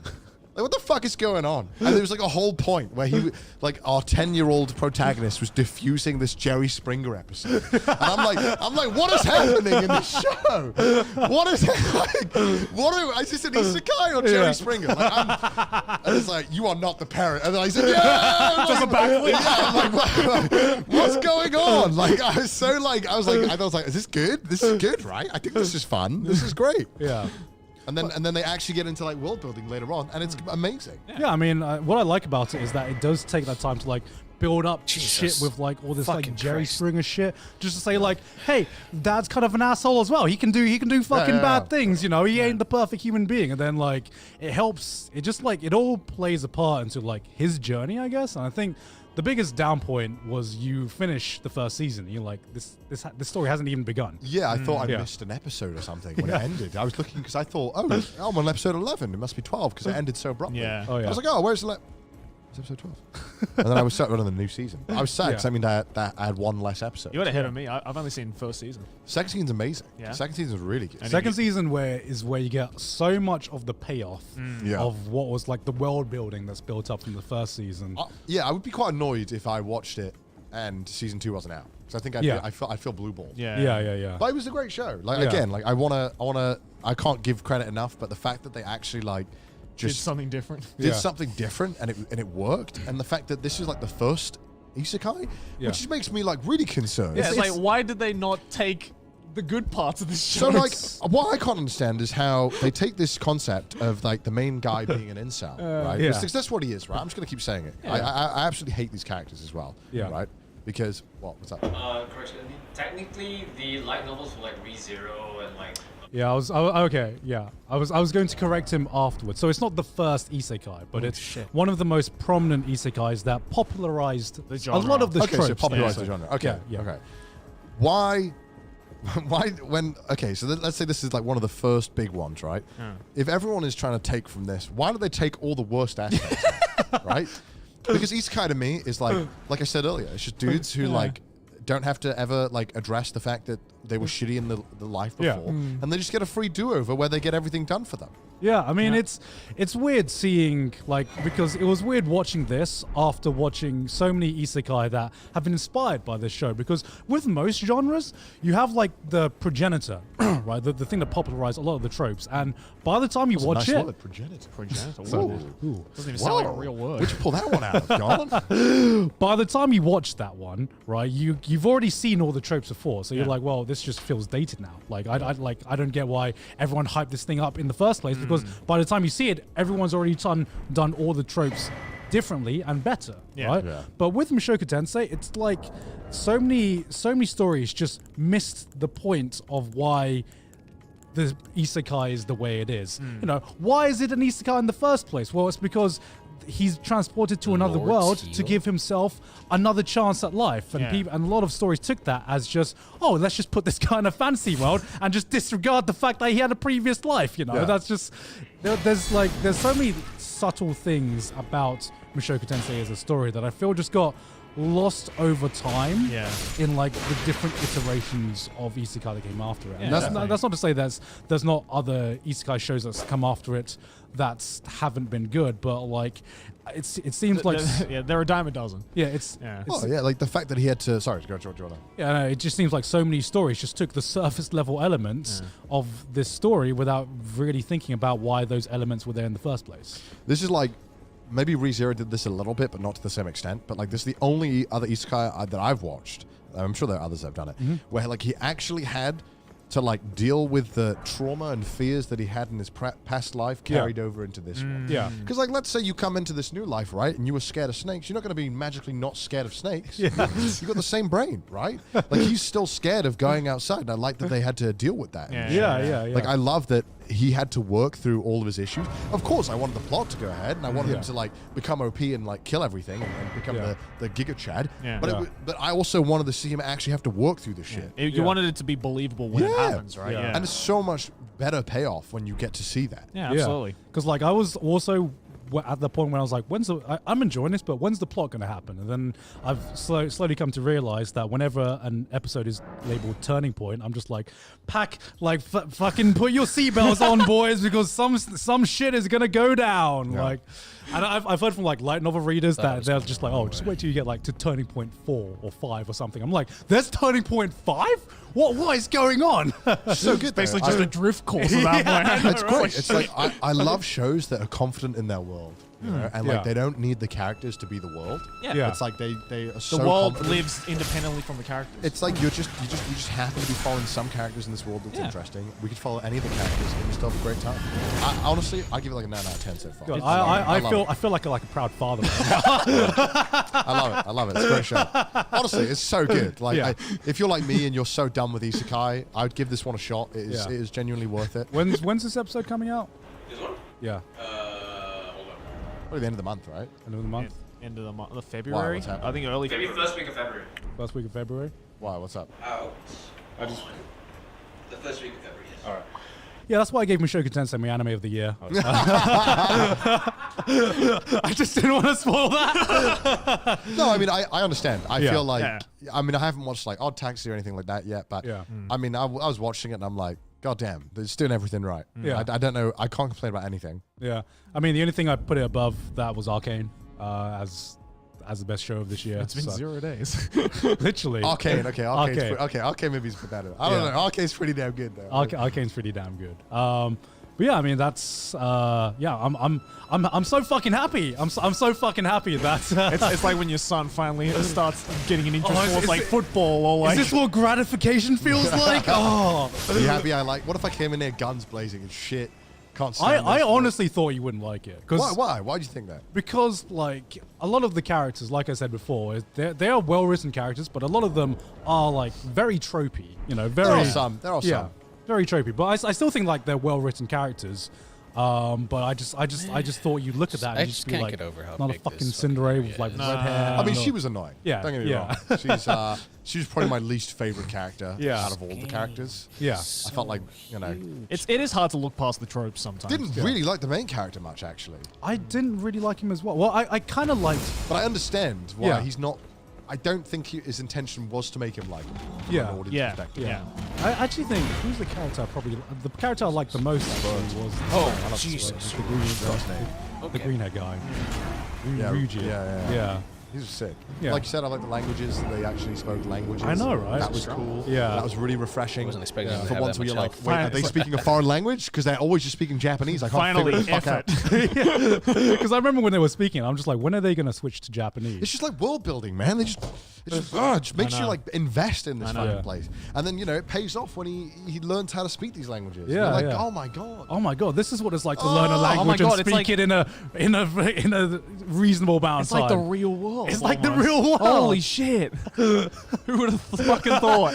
I have so much of an appreciation for that, knowing Yeah. what he went through to learn that Yeah. fucking This language. is one of those shows where I'm actually glad it's a light novel before it's an anime or anything, because I think that it's really going to benefit from being in like a long form written. Yeah, so you can hash out the details. So they can really get like the world set, because sometimes when shows come this big, right, they kind of get to the point where like, oh, we gotta get the seasons out. Come on, people, it's the hot shit. Come on, we gotta finish it. Yeah. So I'm hoping that doesn't happen. I hope the anime, because I'm not gonna read the light novel. The anime's so good. Wow. Yeah, I mean, like the anime's so good. The production values were like insane. Yeah. Like some of the animation. Season 2, the jump from season 1 to 2 was definitely noticeable. I noticed that it got better. Like it looked a lot crisper. Yeah. I mean, it's just an all-round amazing production. Watch amazing Mushoku show. Tensei. Watch It's Mushoku good. Tensei. I'll definitely have to watch season 2. I've been talking about it for fucking ever, and I'm like so fucking happy right now. I'm happy. I'm happy. You know what, Connor? Maybe I'll play Apex when now. are you gonna play I'm gonna play When are you gonna play Apex. Apex? Maybe I'll play. When's our Apex stream, Connor? How many hours? You're like that dad that's like, son, Well, how many? I'll do something you like this time. I'll count the exact runtime of Mushoku Tensei. That's how many hours you play Apex for. That seems fair. That seems fair. All right. Good luck When with this that. episode airs, I'll play Apex with you. There for we the go. stream. There we Wow. go. There we go. Content. He's finally, 'cause the Titan has fallen. Because I've got a second channel now, guys, and we've all got a second channel that we upload to, right? No, it's just gonna Right? the Gaunt channel is just gonna turn to an Apex I channel. uploaded every other day on that channel. In Every January. other day. Yeah. Fuck me, Damn. man. How did you have that much content? Streaming a lot. Streams every backlog. day. I have a backlog as well on there. Okay. Yeah, because I took all of January off. I didn't upload any videos in January. Yeah. Or maybe one. I don't know. Because this is before the end of January. Yeah. So I might have- I'm just like, how are you saying this when we are right in January right now? Because all my plans always go correctly without any backfire. Yeah, definitely. This might be a Curb Your Enthusiasm moment. Yeah. But yeah, I took a month off. It was rolled through that chill, at really seconds, but weird. that's- Waking up and not that's thinking BS. about YouTube videos. Yeah. Kind of just thinking, I'm like, oh, I might stream later. I might play some games, go gym. Live die, a get sick. life. Yeah, Live yeah, a right. life. Have a fucking life for once. Yeah, because I noticed that you two haven't really thought so much about your upload schedule as you did before. Is that just for this really? month. I just for your wanna- main channels, at least? For your main Yeah, channels, yeah, at yeah. I least. just want to take a month off and get some stuff in order. Mhm. I've got a bunch of videos that are really big that I need to finish. Yeah. Yeah. And I know that if I'm trying to do them weekly, it'll be a mess. So I just want to get them. I've got like 3 big videos in the works at the moment. Okay. So I'm trying to get them all done. And then Yeah. hopefully February will be a nice roll in. Probably going to do a bunch more back to normal. Do you feel like after you do the big projects that you're just going to go back to your normal upload schedule, or are you going to focus more on streaming now? Maybe I'll miss a week here and there, not feel too guilty about it. I'll Yeah. probably try and do 3 a month. I think that'll be my soft target. 3 a month. Yeah, I'll probably try and do once a week, but we'll see. Just how it above goes. my upload schedule, actually. Well, I feel like if I miss a week, it's not a big deal. I'm Yeah. like now, right, on my phone. I checked the other day because I was like, I haven't uploaded in like 2.5 weeks. I wonder if anyone's saying anything. No one's commented anything. No, of course So not. clearly nobody misses me. So I'll be all right. That's exactly Right. what I realized when I realized, oh, I don't have to do an anime of year video on the new year. Yeah. And I could just wait a few weeks, and people were just like, great, I'll still watch your content. Who would have thought that the only ones who care about our timetable is us and Well, no yeah. one else? I mean, I feel like when you do weekly, it does push you a bit more. You do Yeah. do good Yeah, stuff. of course. do. But you also, I feel it also limits yourself to like what It you does, could it actually does, be it doing, does. right? Yeah. So, which is why like this year for me, I'm definitely gonna like slow it down and just like really focus on like making each video as big as possible. Yeah. And then for everything else, like I got a trash taste and like my second channel and stuff like that. So Yeah. whatever. So what is the main channel anymore when trash tasting? This is the main channel now. Let's be is- real. This is where the main big channel ideas now. are going. This let's is be where honest. it's all going. We're doing more specials this year. We're gonna fucking stream every week. You heard it here first. Well, this isn't. I Like hope this February. doesn't become Paul H thing. Yeah, I'm saying it publicly, Obviously, so there'll be breaks. yeah. Of course, yeah. But yeah, I think for all of us, like for this year, like definitely trash taste is like slowly becoming more of the priority. I think when it comes Yeah. to just like making cool shit Yeah, because we enjoy it. Because we enjoy it, and who knew that just having a job with your best mates is. Oh, he doesn't fall over. This guy's God a forbid. fucking Have a carry tank. every week. That's life. Speaking of watching anime, I know a bunch of people Even who have bosses also follow. been watching anime very publicly. Probably very old news by the time this episode gets It was the released. dumbest shit of 2022 so far. But 2022 has just begun. We're already taking an L. But yeah, basically, at the time of recording, Pokimane has been banned for watching Avatar: The Last Airbender. and also Disguised Toast has Can't also just been backstab. banned for watching Death Note, I believe, on their Twitch streams to their tens of thousands of viewers. And by the time this gets released, maybe more people will be banned, maybe not. I don't know, but it's definitely course there's sparked fucking- wait, a what? discussion fell on about the ground. copyright and DMCA and I think people online are calling it the TV meta, which I couldn't fucking believe was a real thing. Polygon wrote this article that was like, "Oh, this guy says he was just testing out the TV meta," and I think my favorite comment I saw on a quote retweet was like, "Calling it the TV meta is like shooting yourself in the head and calling it the gun meta." No. LimeWire wasn't piracy. It was just engaging in the music. The TV meta strat is pirating. Pirate Bay doesn't do that. So dumb. It's So dumb. It's the dumbest argument. It's crazy, like watching stuff like the totally not Mark, right? With like Yeah. Toei, yeah. just like nuking his channel. Yeah. For like talking about One Piece. Yeah, for not even breaking DMCA. You know, and then the Twitch streamers just go and watch the entirety of Hunter x Hunter. Yeah, because I remember like when I first heard about this, I thought it was actually just like a joke. You know, Yeah. I thought it was like a parody article. I'm just like, where's the Onion article? and then I log on to Twitch, and then I see one of like the biggest streamers on the platform. I'm just gonna fuck. I saw XQC. Yeah. Streaming Hunter x Hunter like in its To like entirety. 100,000 people. And I'm just like, I was watching because I was like, is there a meme? Like, where's the meme come? And then I slowly realized, oh, they weren't joking. People are actually doing this. And then Connor informed me that Ludwig had already made a video about it. And Yeah. I think what bothered me was that people were like calling him out for calling other people out for being like, Yeah, it was why weird. are you narking on people or something like that? And Yeah. I'm just like, imagine you're like broadcasting a football match in a football stadium that you don't own, because that's what the equivalent of it is, right? They're broadcasting this to like 90,000 people, and Yeah. one guy's like, is that allowed? And like, and people are just actually like, shh, don't tell people. And it's just like, are you fucking kidding me? There's 90,000 people watching this right now. How can you snitch on someone when there's 90,000 people watching this one fucking thing? It's so dumb. And the fact that really people are trying dumb. to argue it's fair use or anything is just so stupid. Oh, Yeah. the fair use argument is ridiculous. I understand, right? Because a lot of the viewers who are watching this probably enjoyed it. They probably loved watching XQC watch Hunter x Hunter. Yeah, you of know? course. I'm sure everyone would love to watch us watch JoJo. Unfortunately, we can't do that. Yeah. Because one, we're not fucking dumb. We don't just watch shit in its We'd entirety. literally be breaking the law. I did Yeah. a watch along of JoJo on my stream, the new Yeah, season. But I didn't show the visuals. I didn't show audio. I showed a timestamp. Yeah. You can go to your Netflix and we can watch along. Yeah, it's not as good. Of course it sucks because you can't see it. Yeah. But Yeah. it's against the law to do that. And also we live in Japan. We'd probably actually be thrown in jail if we did that. Yeah. Yeah. Oh yeah. No, you will. You will. Oh, You know, Jesus. it's just like what annoyed me the most about it was, again, like it was people trying to be like, it was very like tribal in a sense where they were like, you can't say my stream is bad for doing it, then you just watch it, you know, it doesn't do Yeah. any harm. So what if they get banned? It's like, yeah, because that streamer already makes like $5 million a year. Of Yeah. course they don't give a fuck if they get Okay, banned. so the Yeah. default. But like, what about the guy? You know, there's other smaller streamers who maybe enjoy Shit. the freedoms of the current copyright system, where they can kind of toe the line a little bit safer. You know, Yeah. not watching stuff, but maybe I can show Maybe YouTube. a clip. Yeah. Remember you couldn't watch YouTube on Twitch before. Yeah. You know, you can now. Even then that's controversial. Yeah. But I just feel like it's selfish of like the bigger creators who already are well established, don't have to worry about income or anything. And they can you get know. away with it as They well can get because away they're with it, big, yeah, right? And they'll come back, you know. Yeah. They'll get Yeah. banned, they'll come back. They don't give a shit.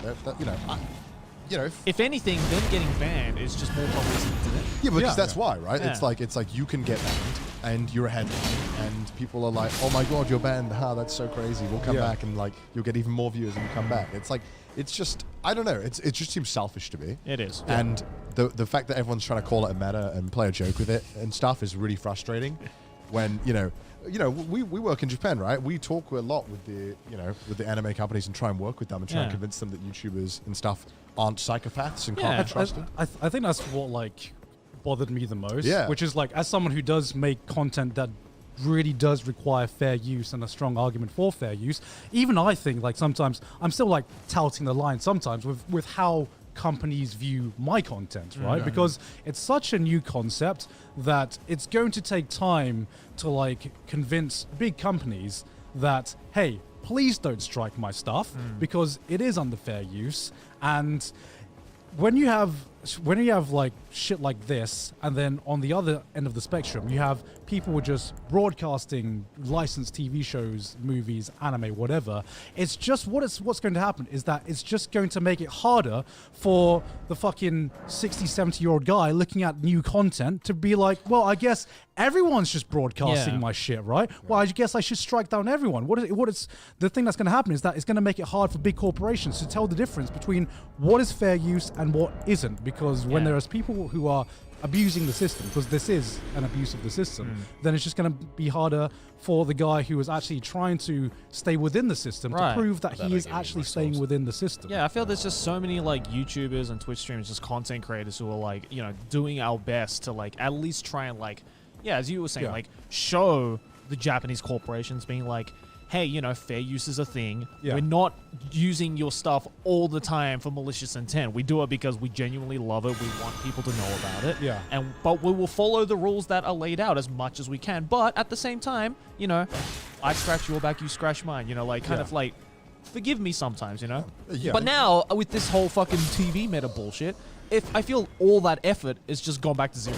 Yeah, especially on Twitch. I mean, If we're worse, speculating, you know? of course, but like obviously, like it, you know, it could really It's a damage matter of things, time. right? Yeah. I mean, the music industry did it with Twitch eventually. They were like, oh shit, you shouldn't be streaming music. It's not good. And people are like, whatever, I'm testing out the music meta, you know? Yeah, because like the other thing that bothered me is that, you know, you can't really feign ignorance because there is a precedence for this. YouTubers have felt it for fucking years with their copyright system, even Twitch streamers. And I know a lot of Twitch streamers complained a lot when they had their DMCA controversy with the music thing that happened, right? Where basically every piece of music just got claimed and you couldn't even play some games because some of the music was copyrighted. which is bound to happen anyway. Yeah, which is and bound to YouTube happen. have been dealing with that for years. Yeah, right? exactly. Yeah. Like, it's, you know, I don't know. It's very entitled, you know, and that's what it is. It is entitlement. A lot of the streamers that were doing this, they're just like, don't give a fuck. Because why would they? They don't mind. Yeah. They get the headlines, they get the views, they already got paid, they already have these contracts with these companies. And Who gives a fuck? they know they'll come back. Yeah, they know Yeah. they'll come back. Because they get special treatment. Exactly. Yeah, and then you have like people on the other side of the fence, people like Totally Not Mark, who, like, if you don't know the story behind what happened with Totally Not Mark, I believe like Toei striked hundreds of his videos at 150. once. It was Over 150. Over like Insane. 150 videos at once. Some of them not even like having any copyrighted material on them. Right, some of them were just like, I believe his face or like him Some of drawing them, stuff. some of them were drawings of Dragon Ball characters. Yeah. And so his Sorry, channel bro. basically I can't do got it here. completely, like, so many of his videos got completely wiped away, and he was like fighting tooth and nail to like try to get in contact with Toei to be like, please Toei, bring my videos out of copyright jail, please, this is fair use. And I believe that even now it's not been sorted. No. I believe now he's He basically just like gave up. yeah, I believe he just Which gave is up. so fucking heartbreaking because I think like a third of his channel just disappeared. Yeah, exactly. And that's like It's like, could you imagine that? It's just Yeah. like years of work. yeah, that to me is just like, well, it's like there's this guy fighting tooth and nail to try and prove that his videos are fucking fair use and his videos do deserve to be on And the they are platform. fair use. Yeah, Yeah. to like a company that doesn't know the difference between fair use and not. And then on the other side of the spectrum, you have other people who are abusing the system to be like, well, you know, whatever, the ban hammer's coming down. I don't care. I can take like a 2-day vacation, or a month vacation, whatever. And the people who feel the repercussions are the people who are like on the lower end of the tier list with. Let me rephrase that. Low end of the spectrum. Lower end of the spectrum of Twitch streamers. Yeah. Yeah, The smaller content creators. Yeah. That's the fucking Nice- word I was nice looking to for. The take smaller care. content creators. The smaller boys. You know, a lot of these, the bigger content creators, you know, I know, or, you know, I think highly of, and it was just Yeah. kind of sad seeing them do this, and like, Yeah. some of them just not caring, and I was just like, this is just sad. Like, you know, I also just think you should be a good example. Yeah. Yeah. Like, why not just like make stuff? I don't know, like, Because or- what's going to happen is the big streamers do it, then everyone goes, oh, if the big streamer is doing it, I can do it too. Yeah. But of course, they don't realize those big streamers, if they get in trouble, all they'll get is a slap on the wrist. If the smaller creator does it, they're probably fucking permabanned. Yeah, because I'm just like, to preface this, this isn't like us trying to start drama with any of the content creators that did this, because a lot of the content creators I actually respect as content creators. You know, it was like Connor said, I was just a bit disappointed that they didn't. They didn't set a better example because I know that. You know, we're all content creators. We know what's going on here. You know, we know what the repercussions are going to be, or what they could be. So it's just like I couldn't understand why they were poking the hornet's nest, I guess. Yeah. And some of them were doing it, intentionally trying to get banned as well. Right. Some of them admitted that they wanted to be banned. Right. Because it's good for headlines as well. Yeah. Yeah. You know, if you're a bigger name and you have more websites, because there are websites that are just dedicated to, literally just talking about Twitch streams. Yeah. And they like post these articles. I get them recommended to me all the time on Google. Oh, yeah. Just Yeah, of course. You won't believe what Ludwig said, and it'll be like Ludwig's like, oh yeah, I like Jump King. It's like I hate these articles. They're so shit. But it's Welcome publicity. to journalism. It's a little thing called independent journalism. But it's like, how have you then, at least taken clickbait and not even made it somewhat interesting? Yeah. Now it's even more boring. No, because God. like I think the other thing that made me like lose brain cells when I was like scrolling on my Twitter to see what the reaction was the amount of people who were calling out people who were like basically saying, hey, maybe you shouldn't stream or broadcast anime and movies to like your audience, whatever. And anyone who said that was It's basically weird, basically called out to being like a corporate Wait, bootlicker is that a or something person? like that, or just like, why are you defending the corporations? And it's just like this. It turned the argument into something completely different because we all know DMCA is like a decade-old fucking law that is outdated for how the internet works, right? We're content creators. We know that there are so many things that are broken about the DMCA system. We know that, but that's a separate issue to what is going on here. Yeah. A system can be broken, and people can also abuse the system at the same time. They don't have to be mutually. They don't have to be the same thing. They can be mutually exclusive. And just seeing people try to defend this, just like kind of just made me fucking lose It was brain weird. cells. It was really weird Yeah. seeing how open everyone's like. Yeah, no, interesting.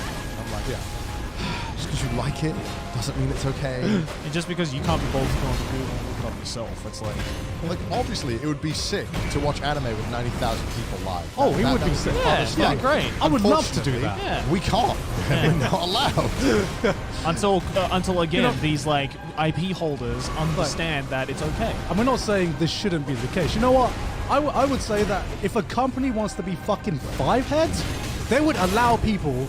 They would allow people to stream all their old fucking forgotten shows and bring it to a new audience. I think that would be a five-head move. Yeah. But until people allow it, it's still illegal. You know, you're still putting risk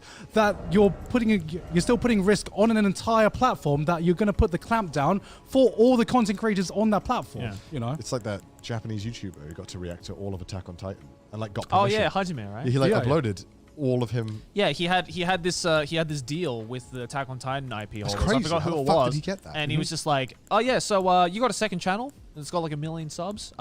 Just put all of Attack on Titan on it. You're allowed." With him reacting. Yeah, I It was saw very- that. With I saw him that. reacting Yeah, to it, it's and it was actually completely insane. legal. You know what's crazy to me is that like the whole entire YouTube community, everyone online hated reaction channels. Yeah. They came down so goddamn hard on them in like 2015-16. Yeah. And then like, why is it different now? I don't understand. Now everyone's what doing it. happened? Like, is it because it's live? Is that the only difference? Like, I don't The understand. Twitch meta, the TV meta, the React meta, The TV meta. The React meta. I guess what we've learned, what we've learned is that it's a bad thing to do unless your favorite content creator is doing it. Then it's not. Yeah, exactly. All right, that's a good message to end it on. I think. message. Yeah. I just want to go throughout like all of history and just start calling like the most despicable acts of human history just like a meta. Do the outro, Joe. All right. Well, if you guys, hey, do you guys want to join the Patreon meta? Look at all these dude. patrons. The 2T Patreon meta. They're limit testing the Patreon meta right now, guys. If you want to join them, then maybe go to our Patreon, patreon.com/trashdays. Also follow us on probably Twitter. Send us your shouldn't memes have in the some subreddit. of that. I just didn't want to lose the Listen souls, to though. us on I had Spotify. 40,000 souls. But yeah, I did not. God, TV meta is now my least favorite phrase of 2022. NFT TV meta. Yeah. What about the NFT had like TV a meta? homework. What about the NFT meta? No, we're just going through the blockchain meta right now. Gross. All right. Anyway, you've been watching Trash Taste. This has been the Trash Taste meta. Join the Patreon meta. That's the new Yeah, meta. the Patreon meta. Yeah. That's the only good meta. And we'll see you all next week. Bye-bye. Bye.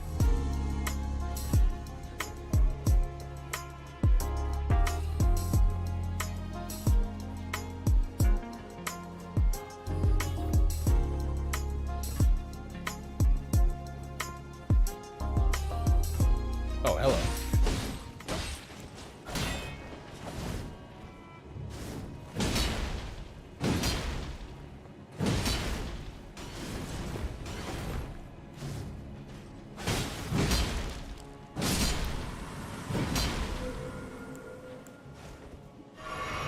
Like, no, this time you're not poisoning through ultra greatsword attacks, bitch.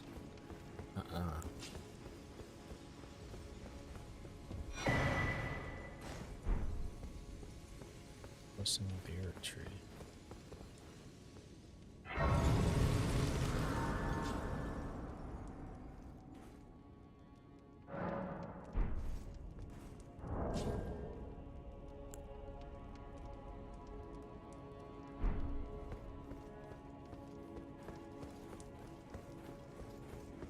Oh shit, I'm at the earth tree. Okay, well.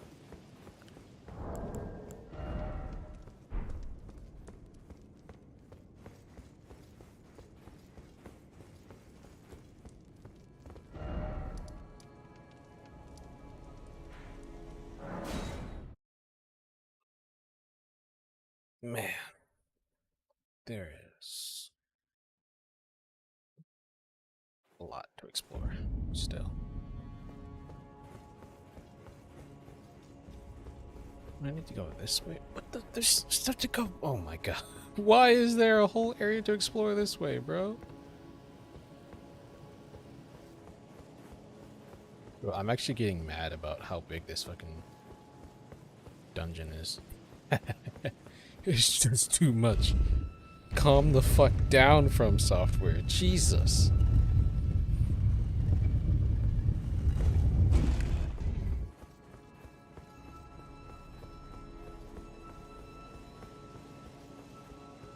The game's like already fucking amazing.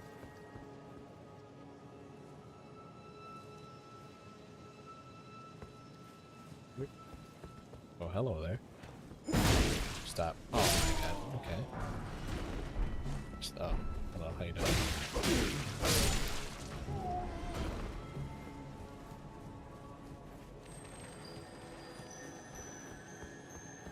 Ah, fuck. I have to kill this. Oh, okay. Big boy. Hold on. Can I?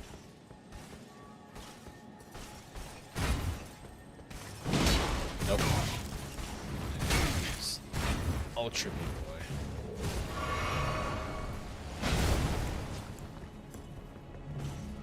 Use it.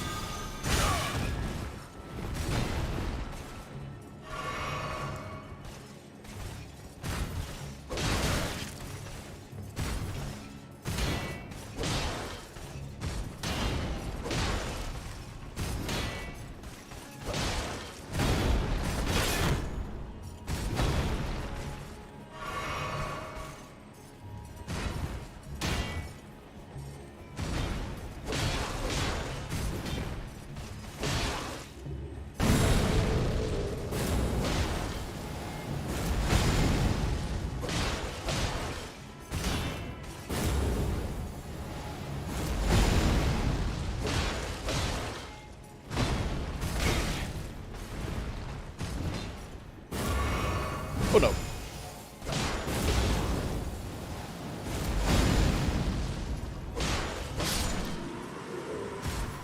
Actually not that hard to kill, to be honest.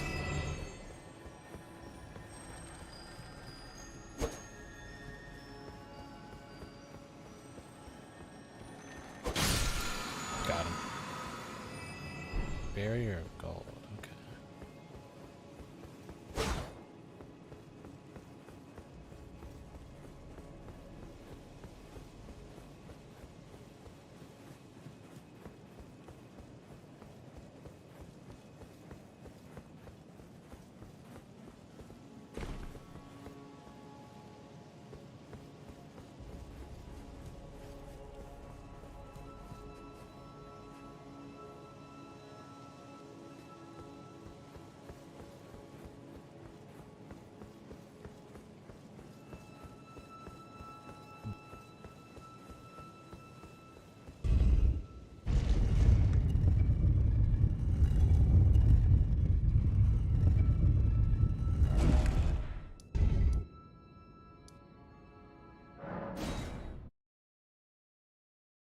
Alright, so now we're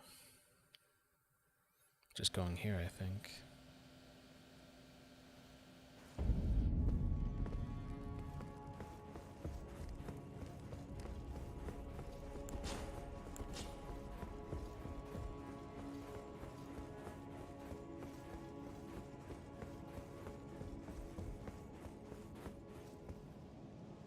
Pretty sure this is a higher level area than Raya Lucaria, so I just skipped that whole area.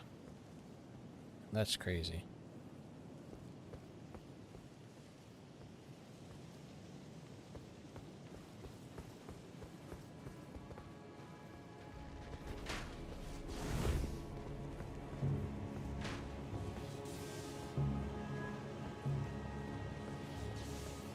Got a lot of range on that great bow, bro. God, I was blocking. Come on. You can move faster than that. There we go.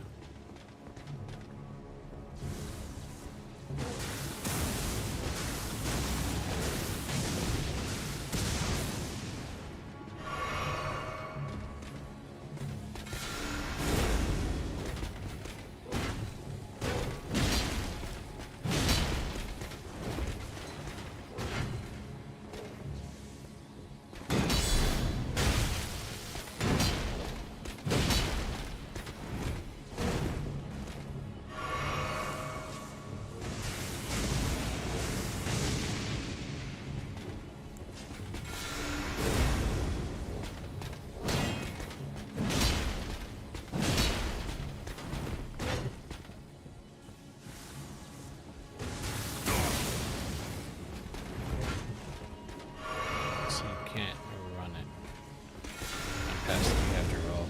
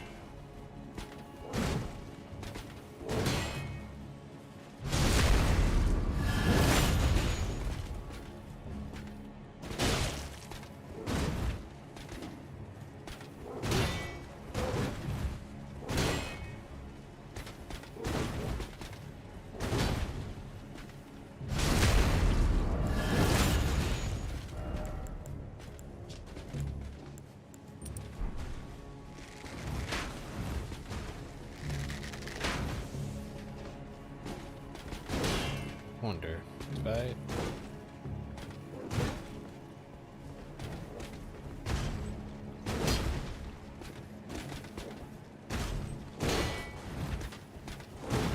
need you to block, come on. Bro, he's an online ranked player. He doesn't want to block at all.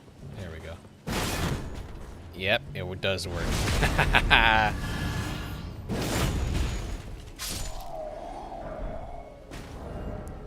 I think I'm gonna do that.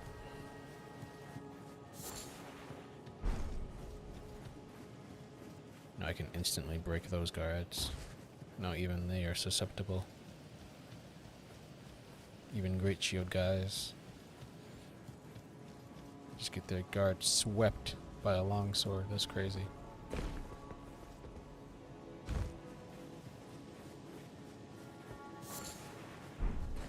Garbage. God damn it.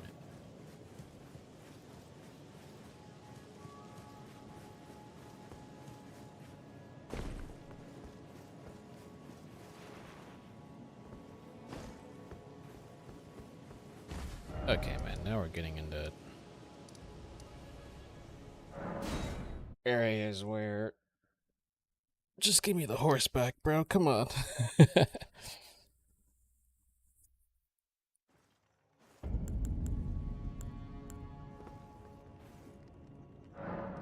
So refill my fucking darts, bro. You refill my Estus, but not my darts? That's crazy.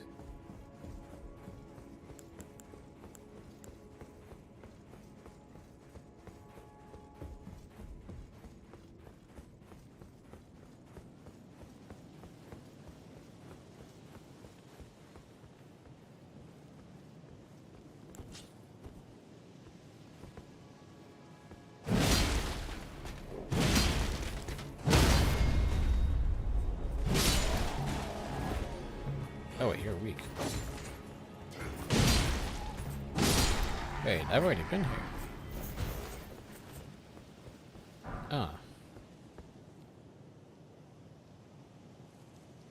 Oh.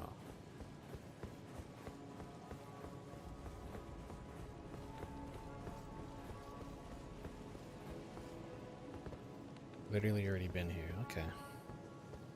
So there actually wasn't that much to explore left.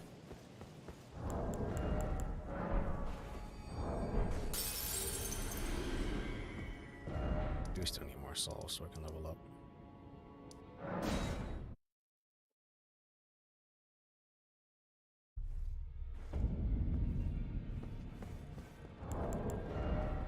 Level 83. We need 4,000 souls? Yeah, about 4,000. 3,800 really. lay out your arms.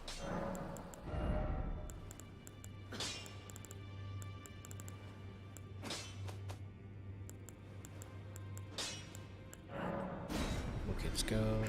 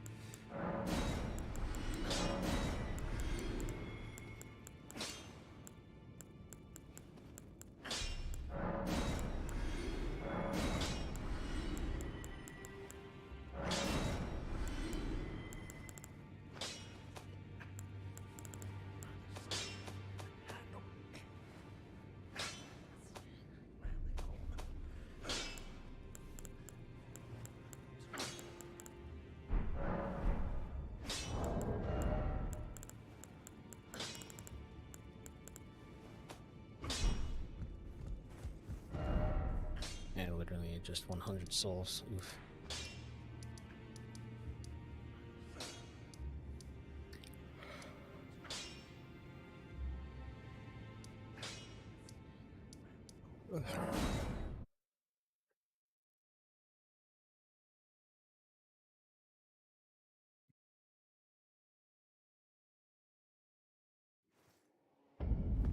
Wait, I can just level up from here though. And I even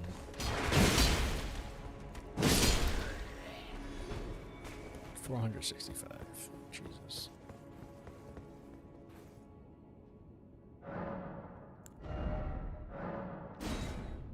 What? Oh my fucking god. I thought I needed 100, it's 1,000. Man. Alright, I am.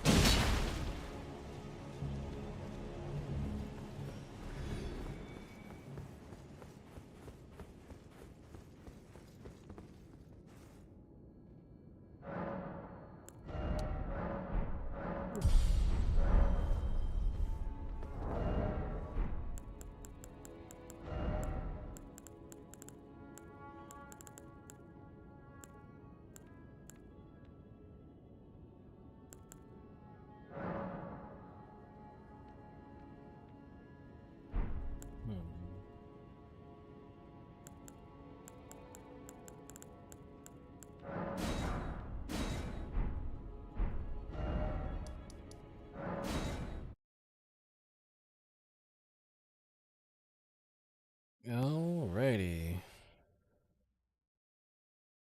You look 0 drop frames. Internet just running smooth. Love to see it. Now let's see who we fight here. What kind of boss do we have to fight here? Oh shit. Cutscene. Graceless, tarnished. Huh? Didn't I kill you? What is thy business with these thrones? I thought I killed you.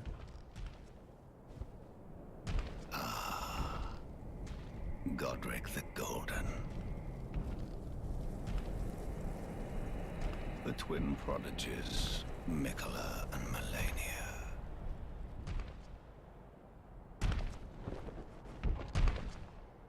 General Radahn.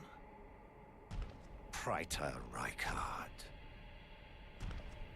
Luna Princess Rani. Willful traitors, all.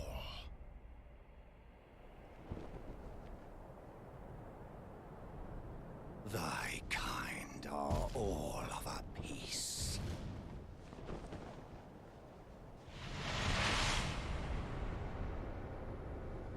Pillagers, emboldened by the flame of ambition.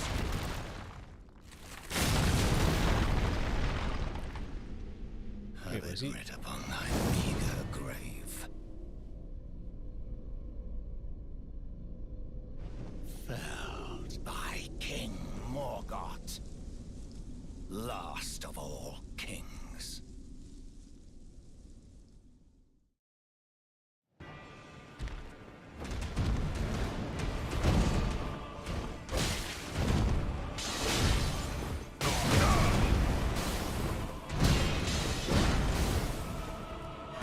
Shit.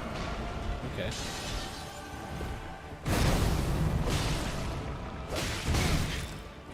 Put these foolish ambitions to rest.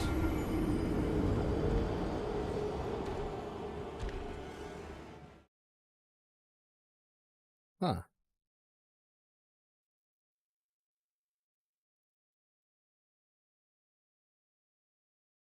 I thought I killed you. I guess not.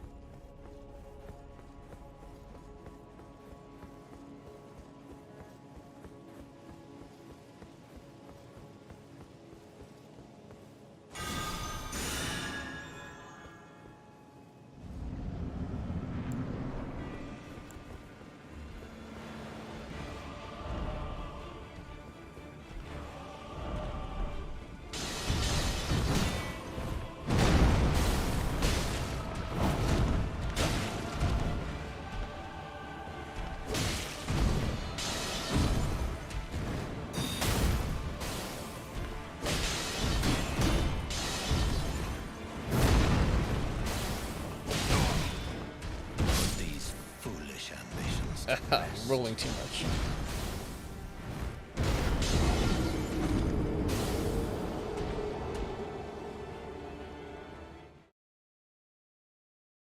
So he really did have final boss fucking moveset, bro, or at least part of it. I knew fucking this guy was too early to have such a good moveset.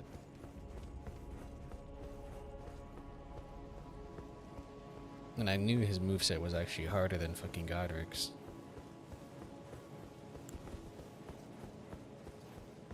And that's why he was still able to talk after I killed him. He wasn't actually dead. He just pretended to die or something, maybe? Also, I can just buff here. Also, I probably should change my...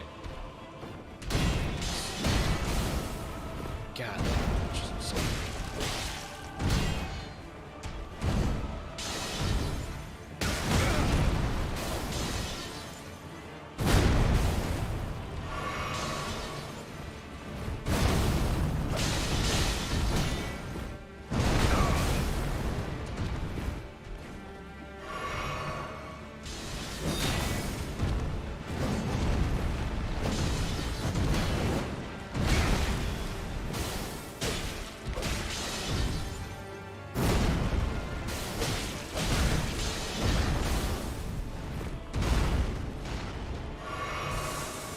What the fuck is that?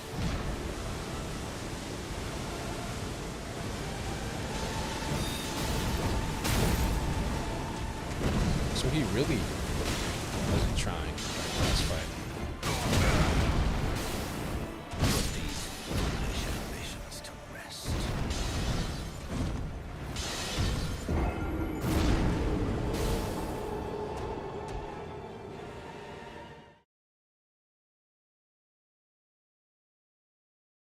This man.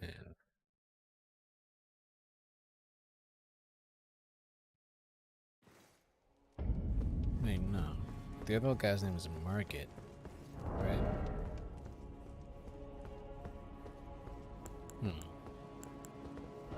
Alright, so a lot of these can just go.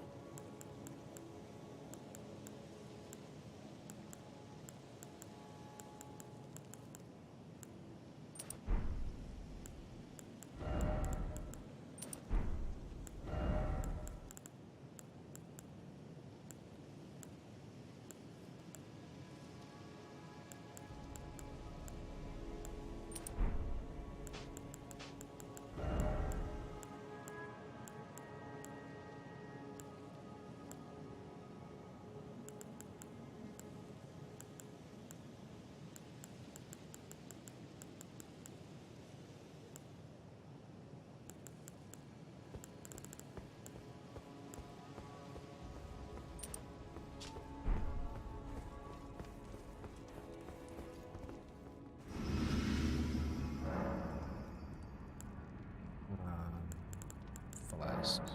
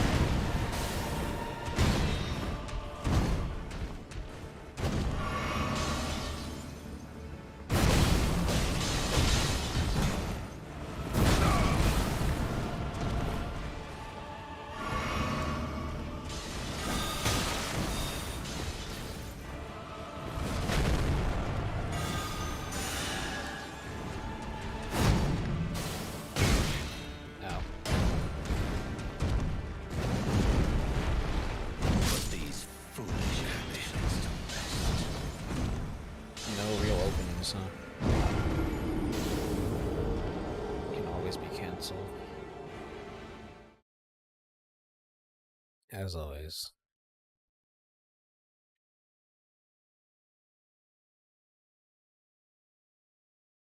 Just like his old self. No openings at all.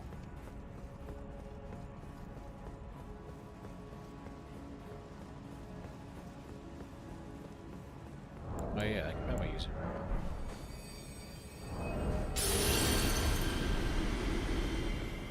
Be smart, right?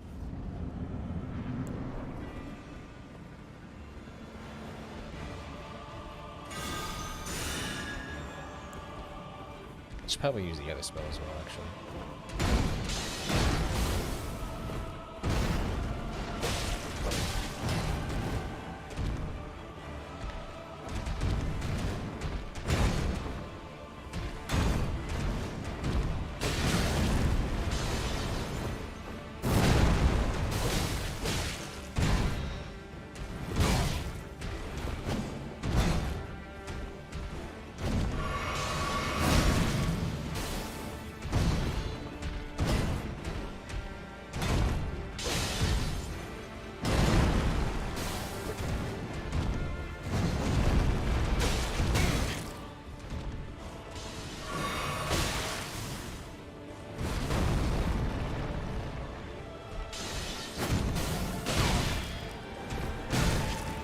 Jesus Christ.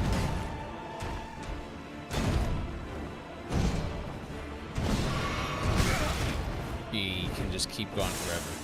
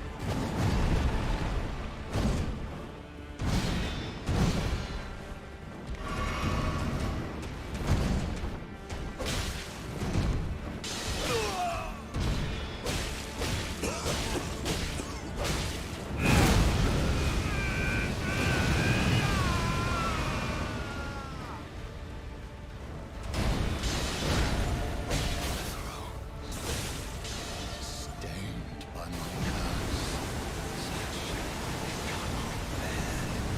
Thy darkness shall not be forgiven.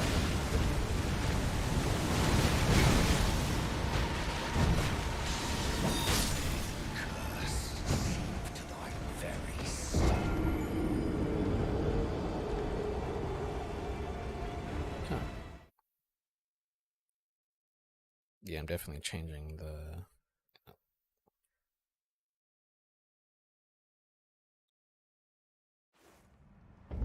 buff I'm using on my sword.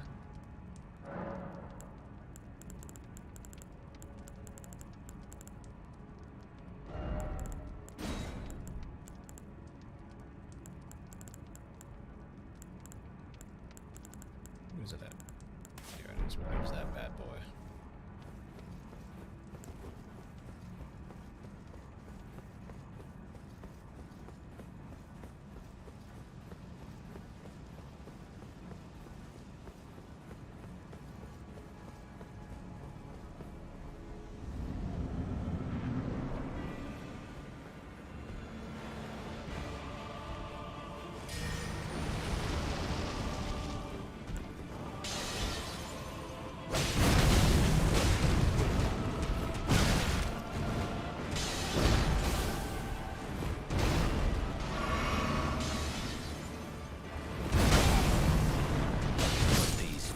Yeah, actually he threw it straight down for once. He never does that.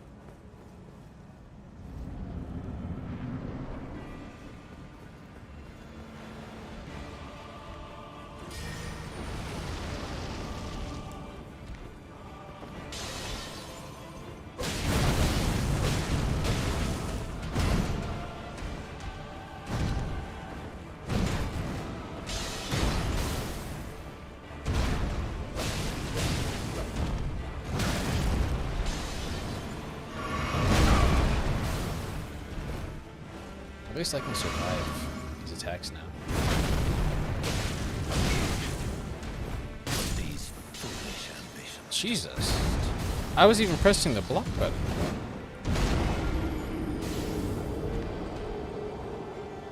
Is that actually perfectly timed for when you get hit? Because...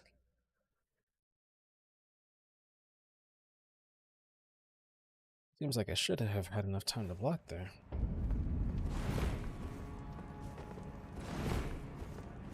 Maybe not.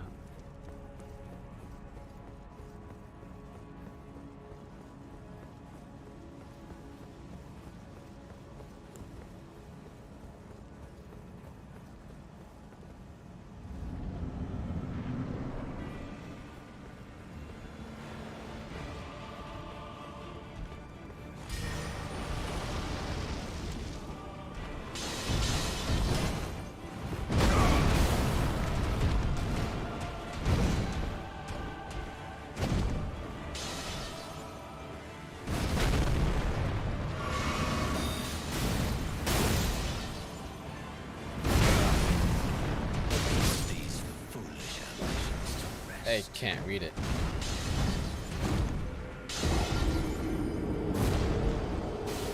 Sometimes he can throw it straight down, sometimes he can't. It's...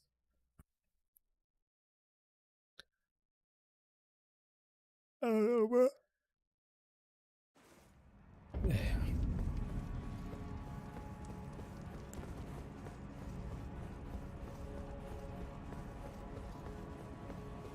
I think it's the camera angle.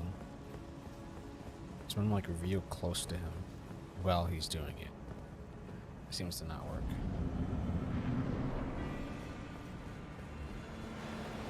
If I start off far away, then he tracks.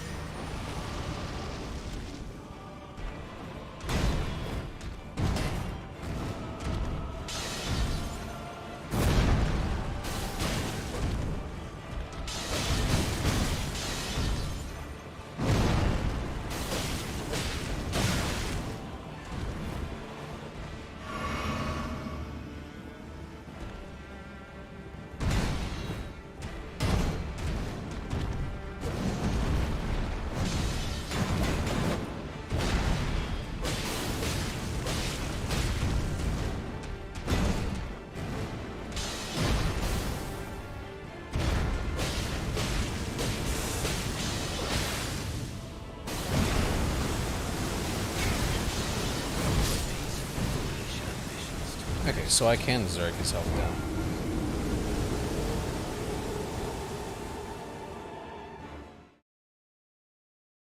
I can just bleed him to death.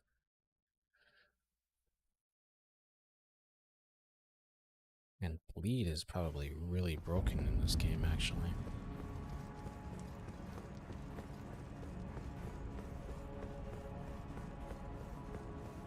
So this boss is beatable right now. Just be aggressive. Fuck, I didn't do that. Wrong time.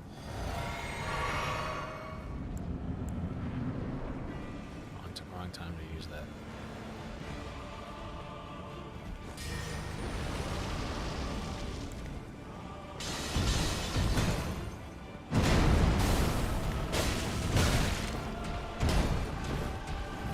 These foolish ambitions. That was way too close. I was trying to roll back just to get away, but he's too far. Not too fast. His reach is too far.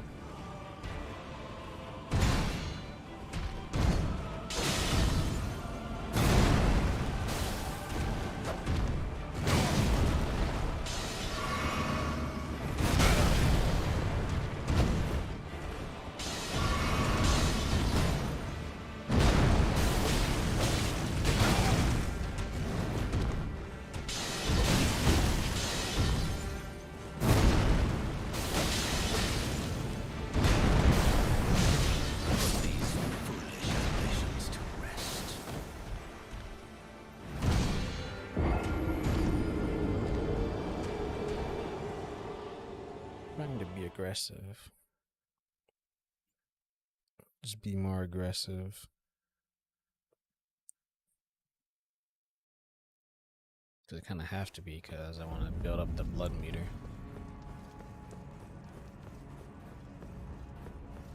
And it also doesn't matter how many times I lose to him. This isn't a tournament.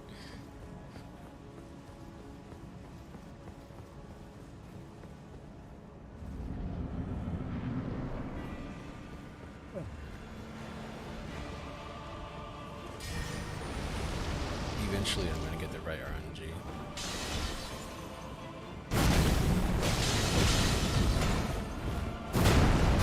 I can't react to that.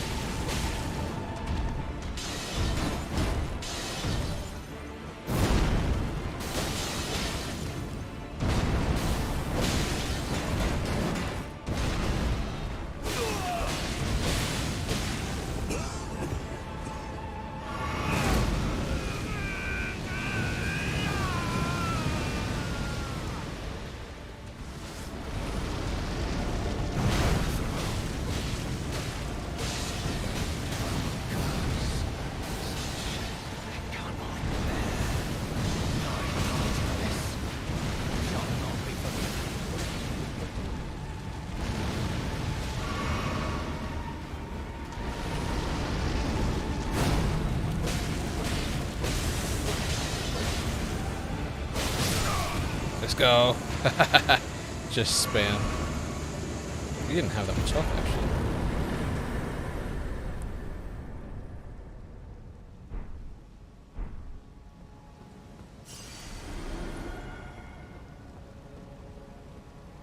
Huh?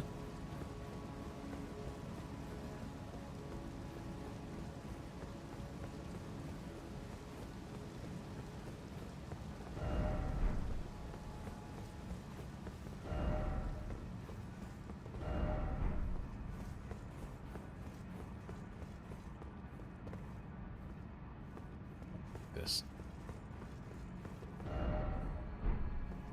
I don't like this one fucking bit.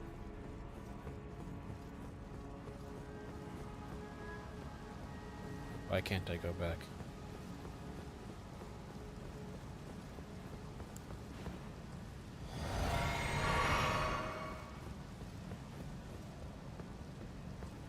I have 120,000 souls. Let me level up, please.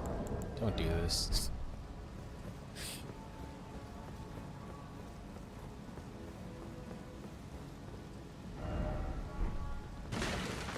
Oh. Okay. Fuck me.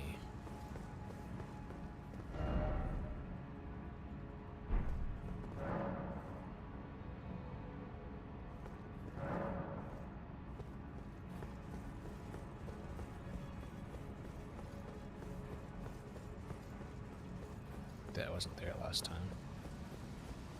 Okay.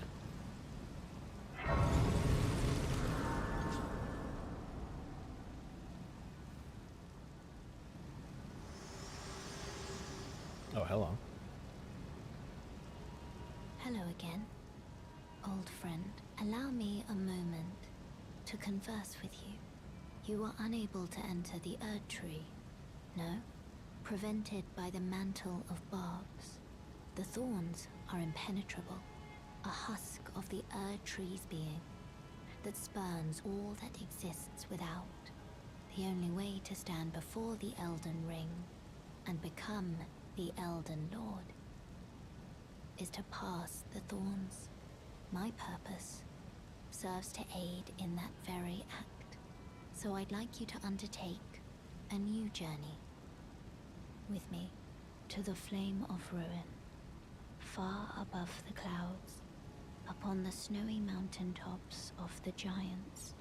Then I can set the Erd Tree aflame and guide you down the path to becoming Elden Lord.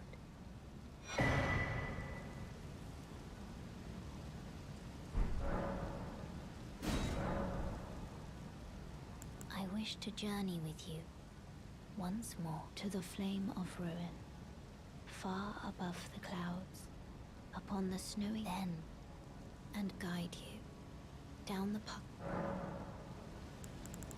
Shall I turn your runes to let my hand rest upon you? For but a moment, share them with me.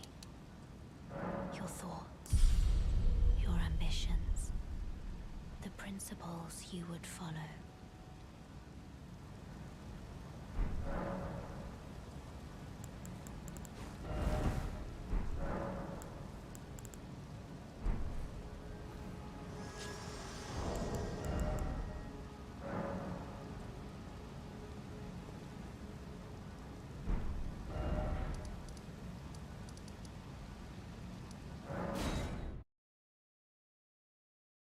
Hmm.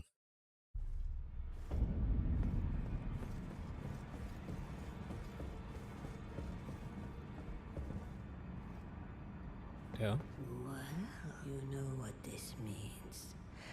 The Erd Tree has the fingers shaken by this turn of events. When they are finished, the fingers will but thousands. No matter for me, but my...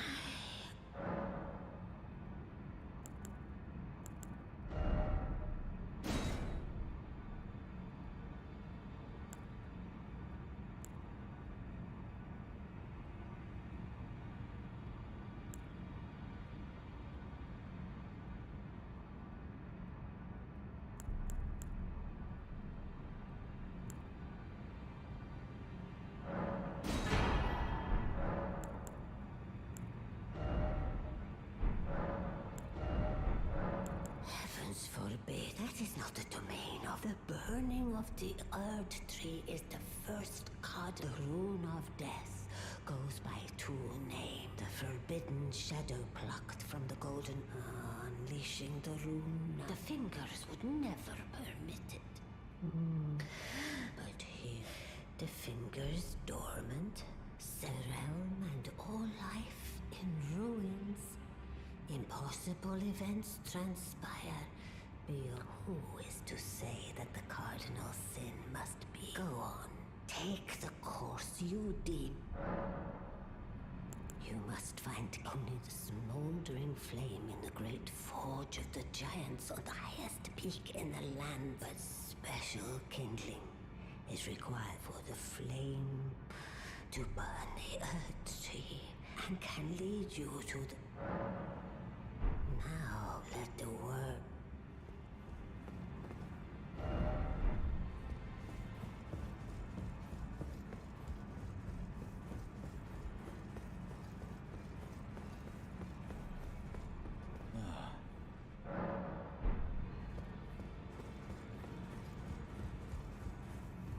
Always good to see. Son, what?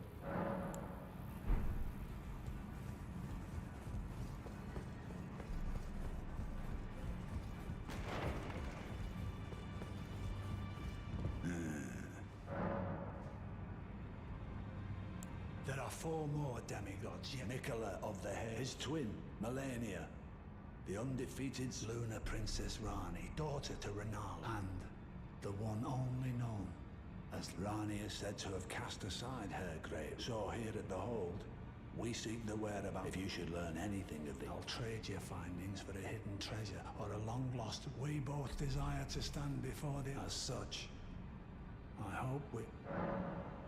If you're heading to the Forge of the Flame of Ruin, you'll need to find the Grand Lift of Rold. Or go if you would.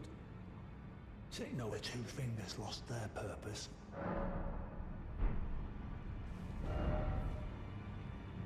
So that's where I need to go. That's where the red mark is.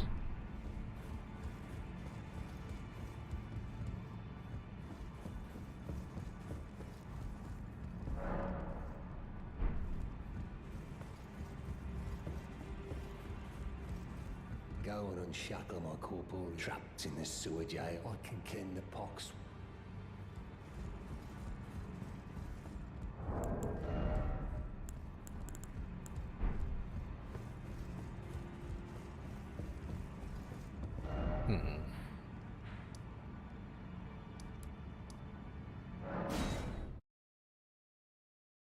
Is the Ryobacaria gate still closed? How do I open this shit?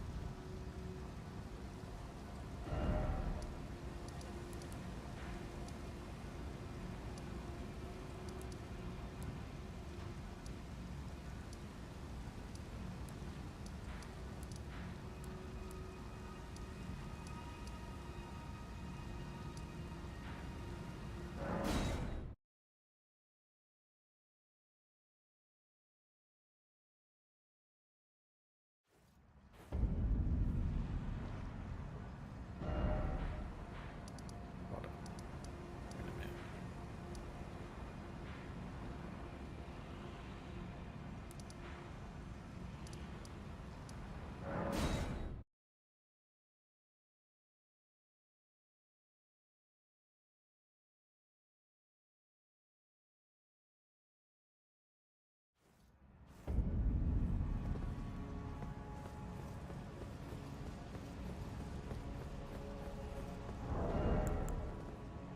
Should probably change these back now.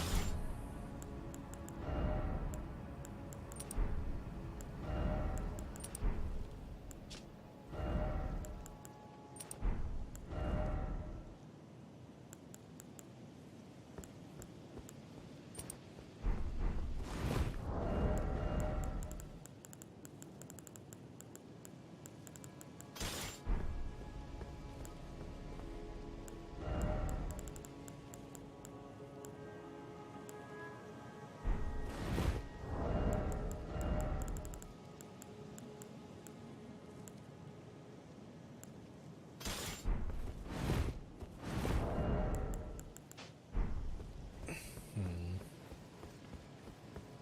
still not usable, huh?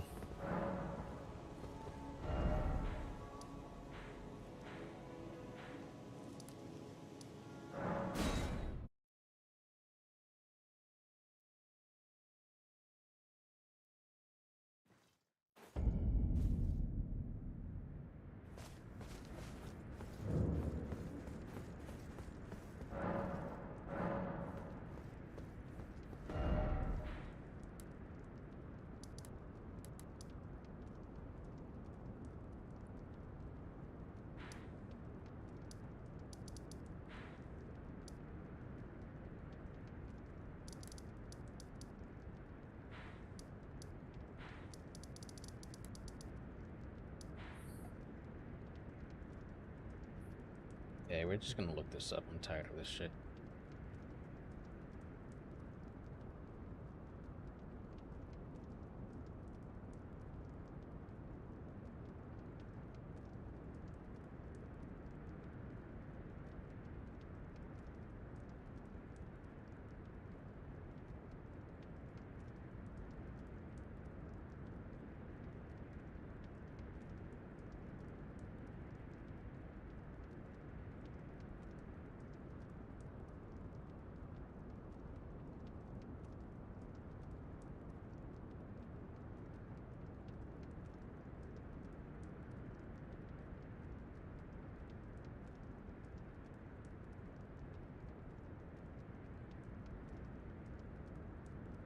What?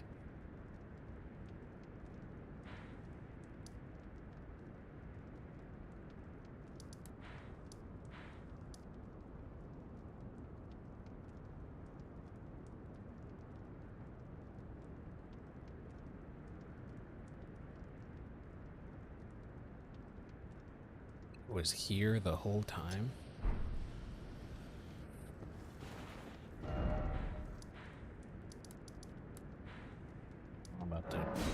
blast through this dungeon. Got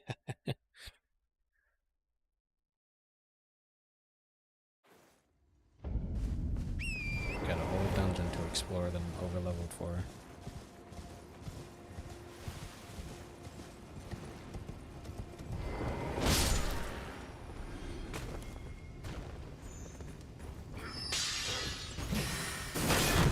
That still breaks my guard. That is actually crazy.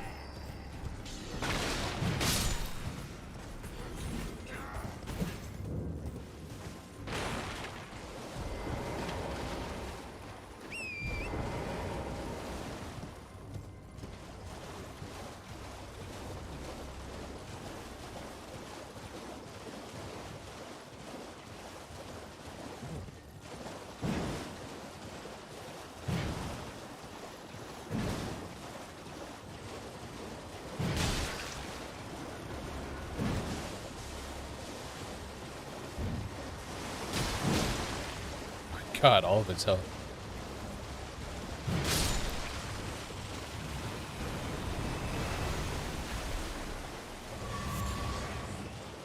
Just died basically instantly.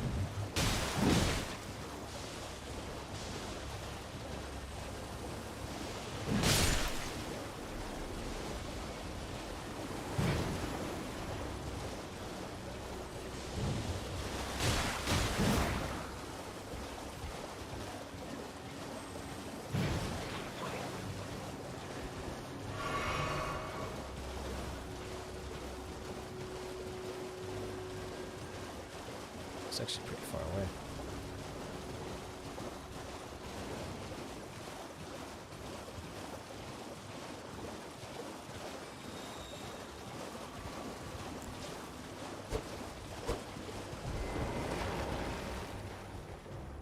I did not want to do that.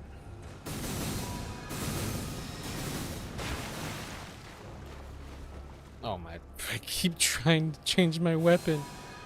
Like okay, alright.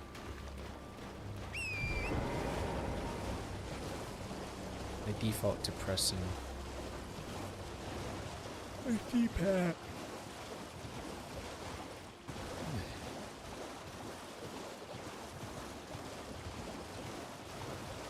It's like I'm mixing up the Elden Ring and the Dark Souls 3 inputs in one. So I press triangle to change my weapon, but then I also press the D-pad to change the weapon instead of L2.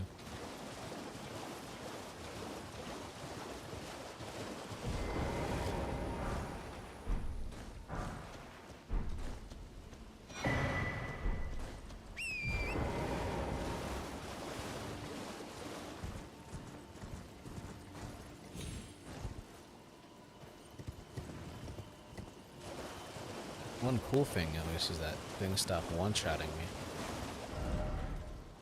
I don't get one-shot. That's nice.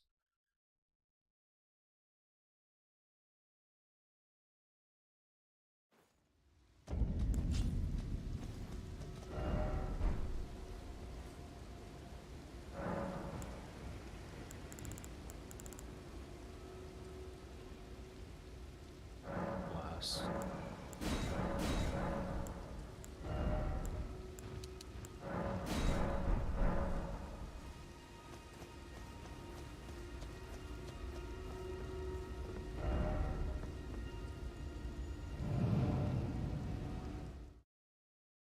There we go.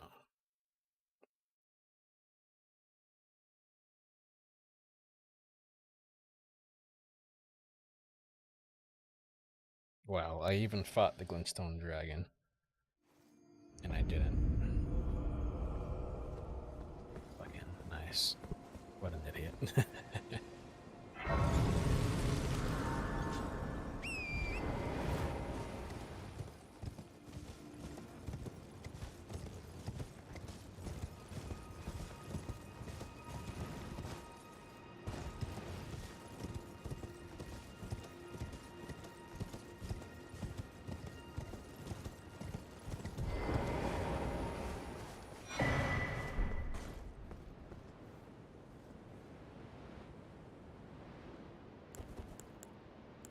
See.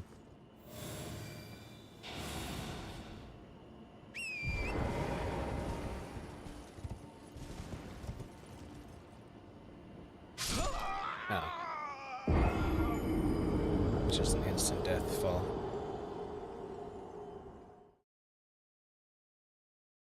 The camera changed and it's like, nope, you just die. Okay.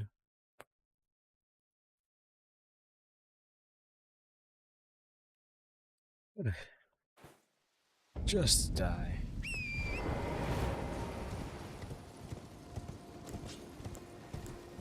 I'm not too scared of anything in this dungeon, to be honest. I'm almost certain that I'm overleveled for this.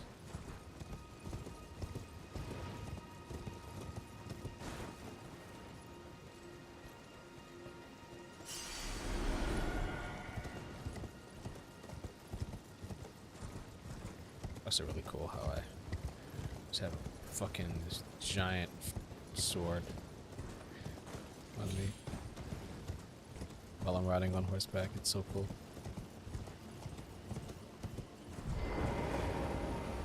Can I just go on their horseback? Nope. Of course not. That'd be too cool.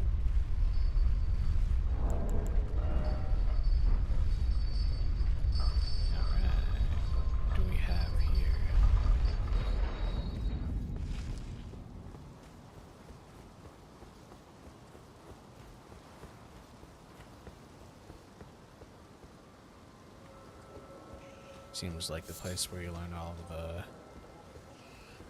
good sorceries.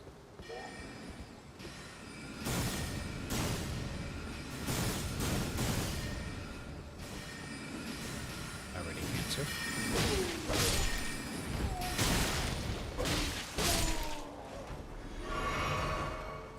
Starting off cancers. Nice.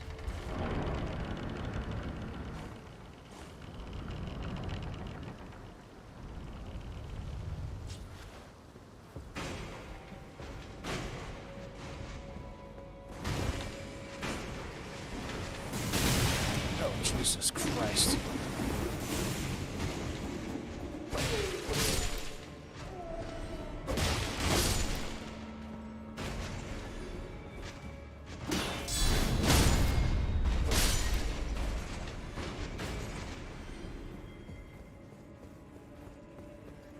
That double hit was actually tight goal on my part. I'm actually kind of proud of that one.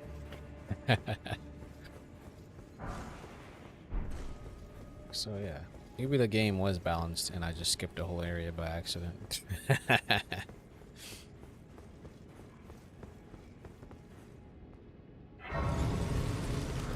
I'm about to destroy this dungeon.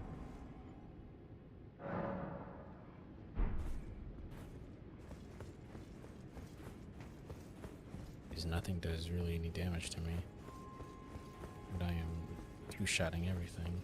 At least so far. Everything so far has probably been really weak, though, to be fair. Oh, hello.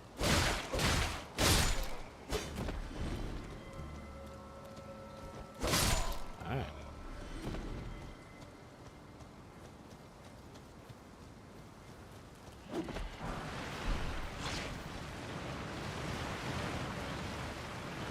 This is one of these levels, huh?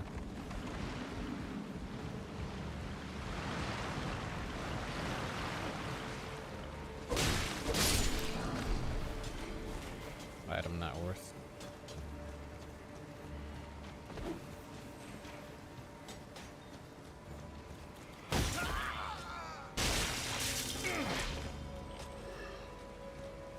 think he just stole my focus points.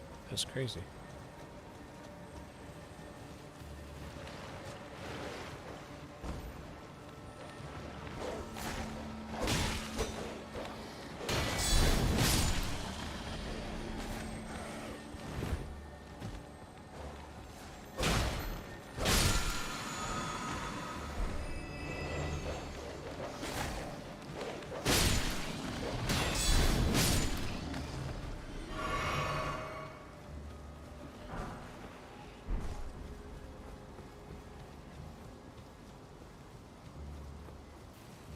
This is gonna be the saddest boss fight ever.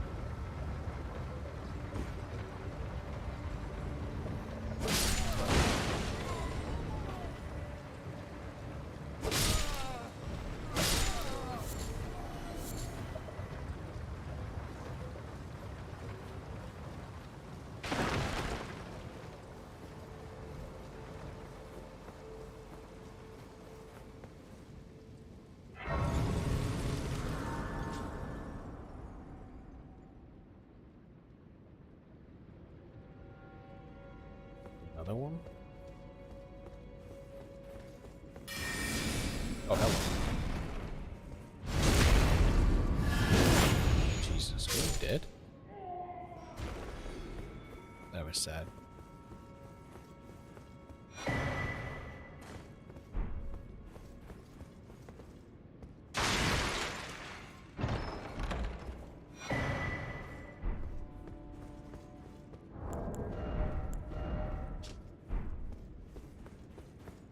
Oh yeah, while I'm at it, hold up. Where's that one church?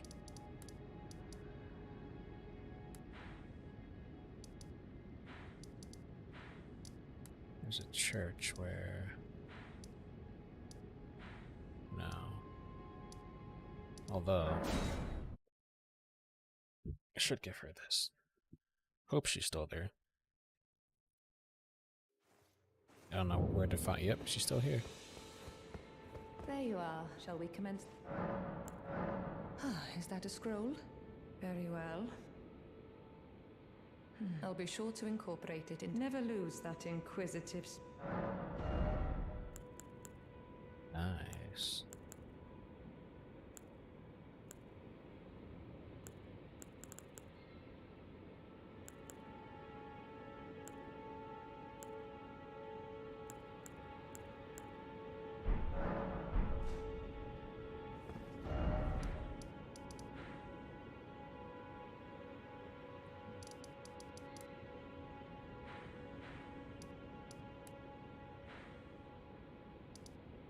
So where exactly was this turtle at again? There's one of the churches.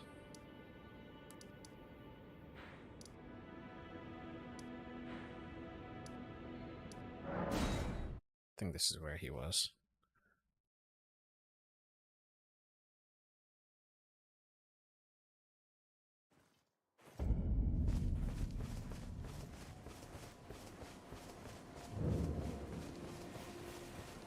Greetings. Do you...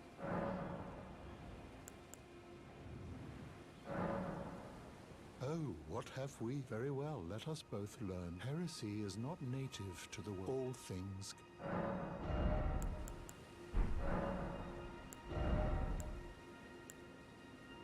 Nice.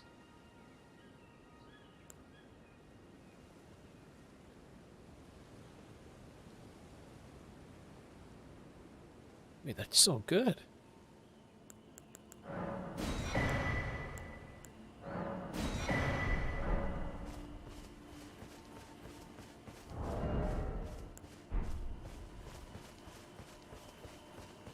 So we have a cure all. Now. Alleviates poison.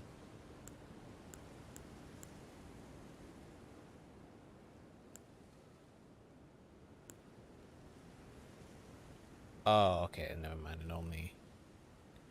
It only stops the build up.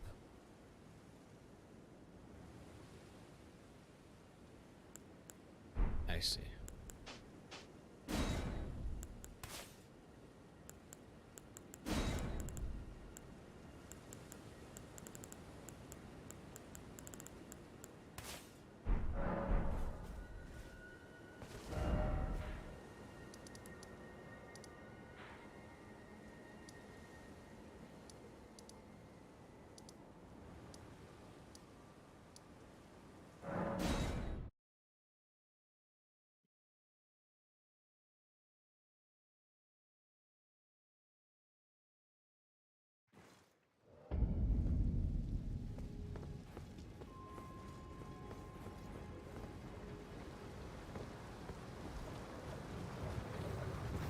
I go back down.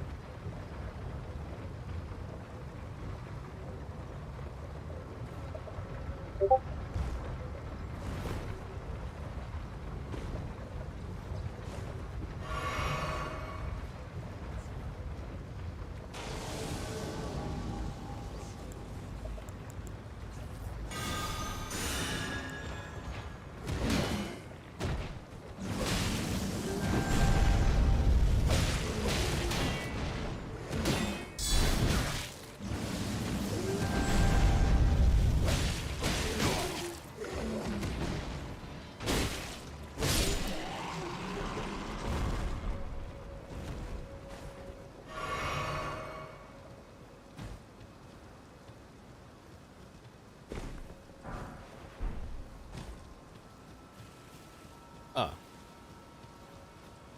That was it. Just a mini boss.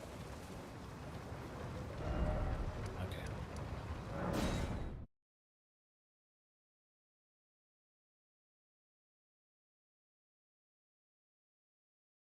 I feel like this dungeon is a lot smaller than the other ones.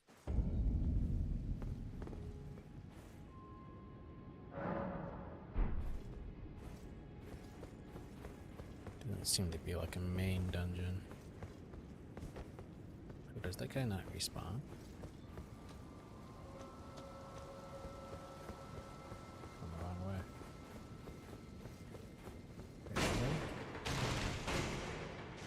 Wait, no, it wasn't. I do go this way. Right?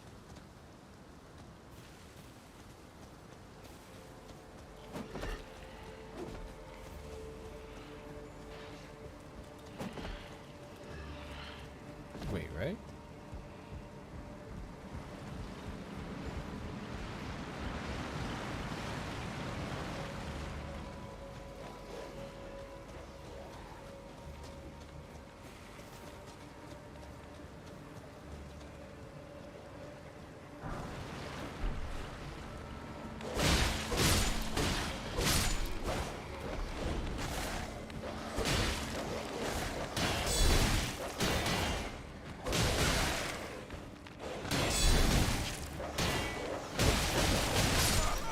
Oh my god.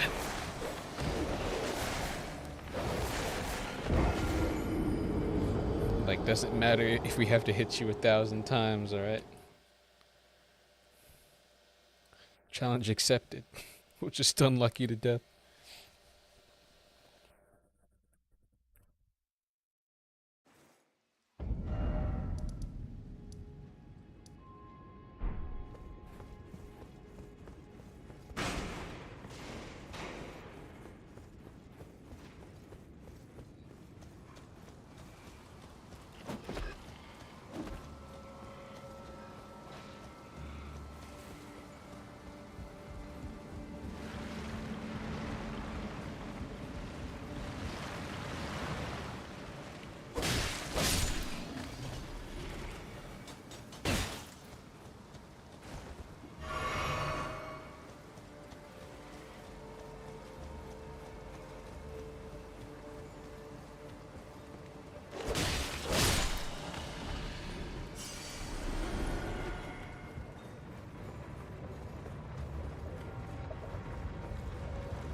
Okay.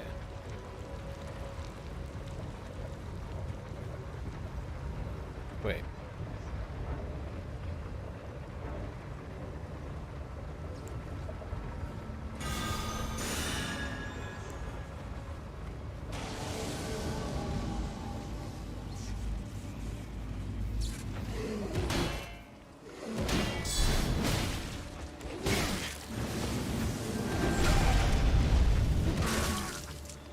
Oh, hello.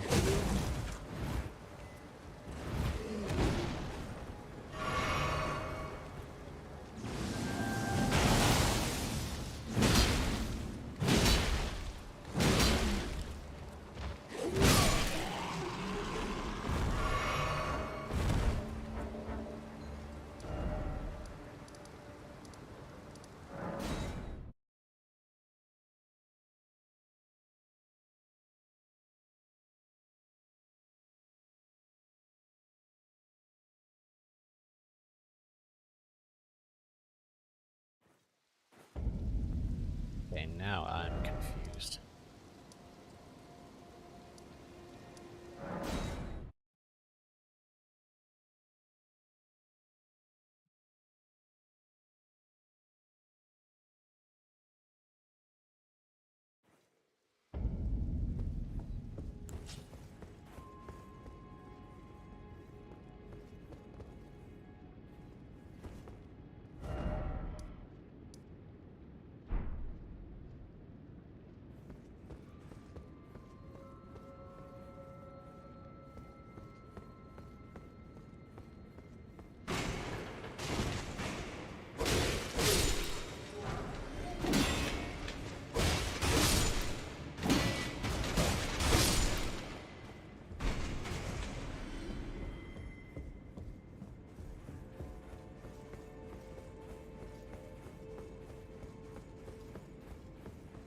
Thought I came from this way.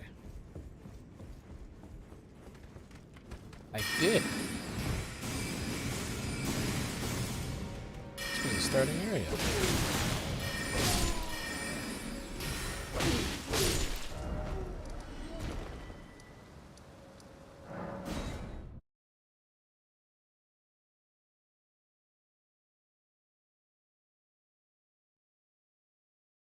Yeah, then I ran there.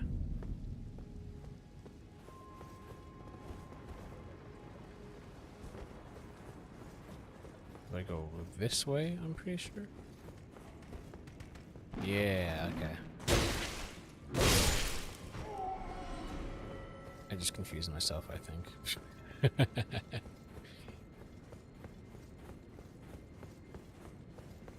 Man, I must just be really tired. I should not have been confused.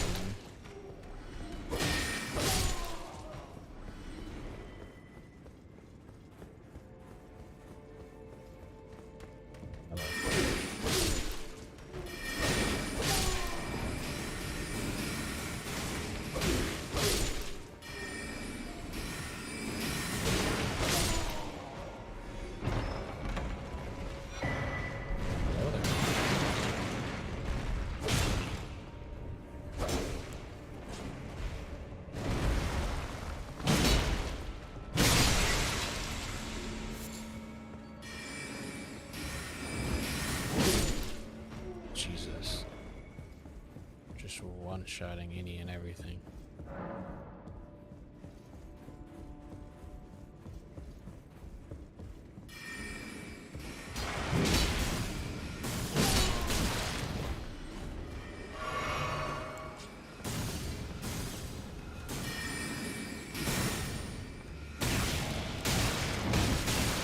Okay, alright. Fine.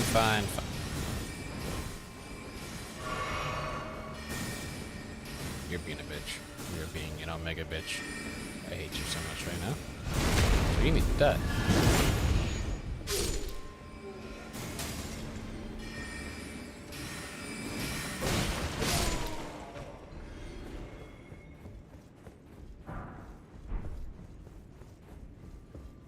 Boss, let's go. Oh shit.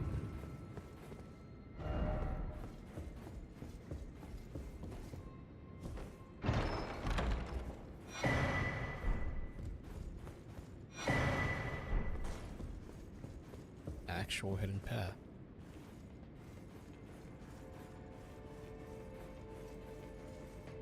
Of course, they'd be at Raya Lucaria.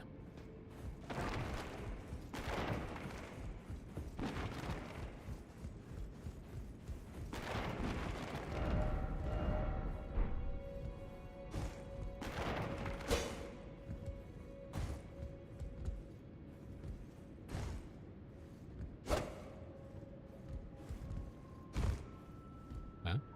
What is this?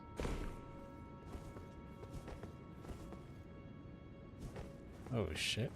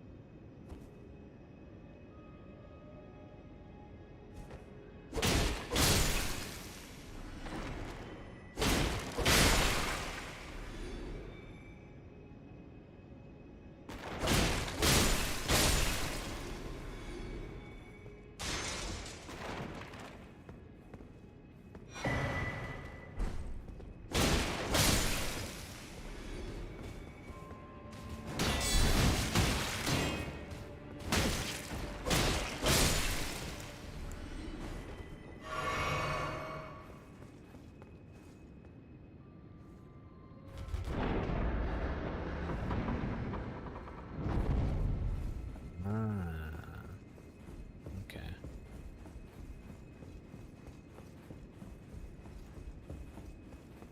Is there a Church of America here? Or a Stake of America?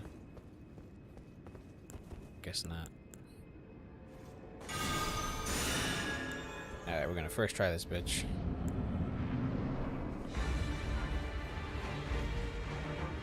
It's a wolf.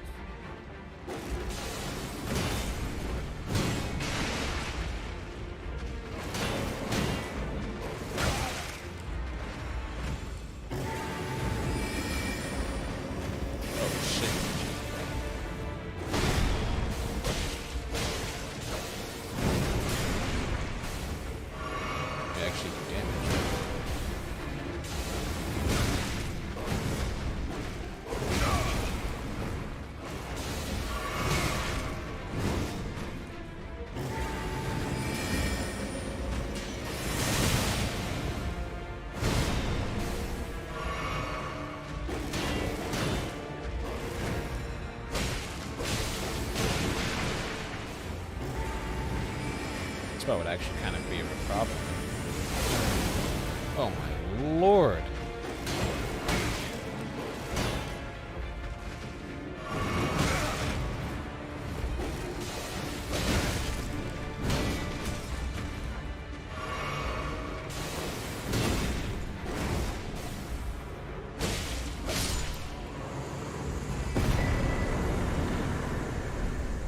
I can tell this boss would have given a lot of people a lot of trouble.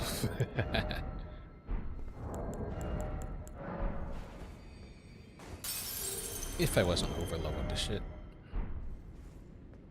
I would have died to him a bunch of times and been super tilted because, well, there is no Stake of America near him. Look at that health bar.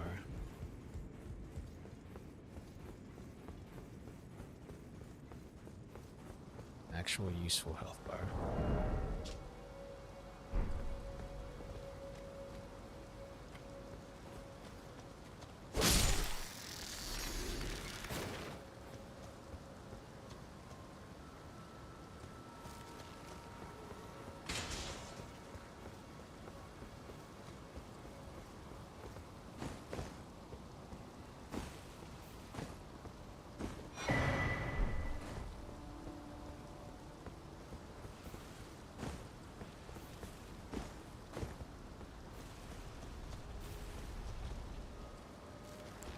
Hello there.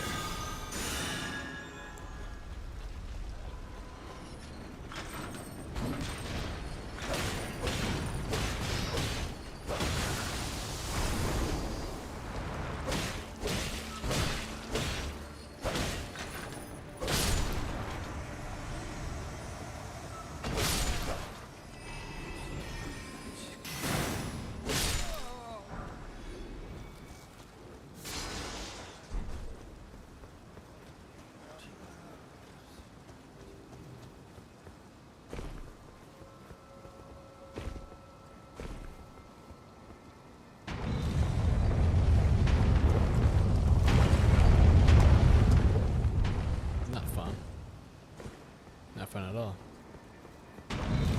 I wonder. Oh, you just whip. Get fucked.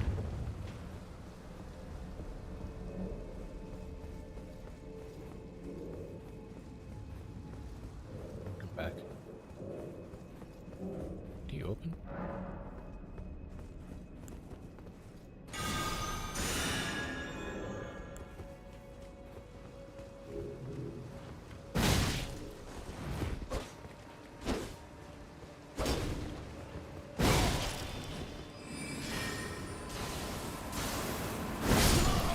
Oh!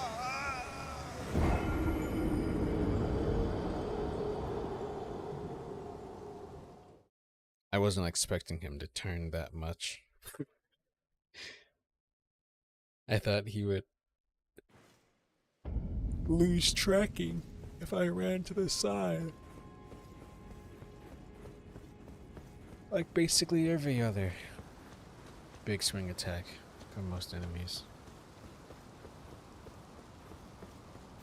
But he's a player character.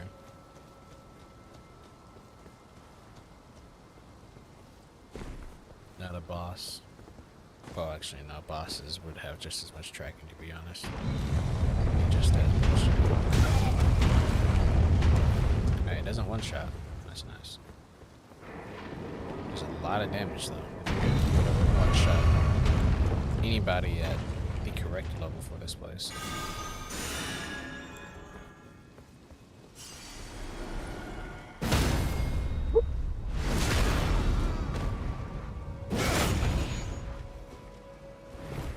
Okay.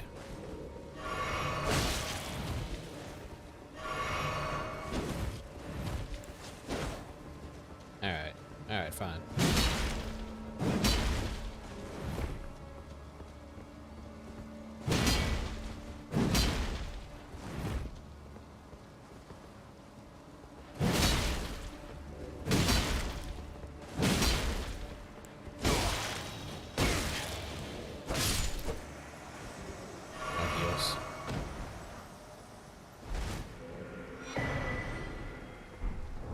Oh, you want a parry, huh? Okay, fine. But what? Oh, you need 15 intelligence to use this. It's still, it's worse. Anyways, it's way less guard. You know, it barely has any more magic. Okay, wow. Brass shield is broken.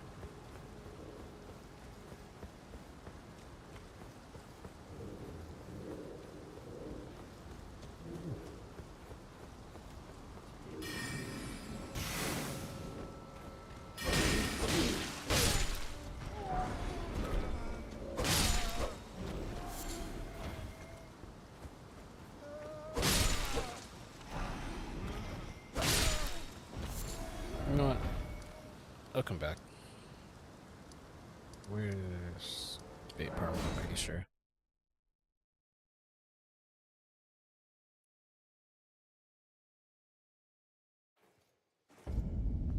Yeah. I'm gonna play somewhere tomorrow, or slash when I wake up. I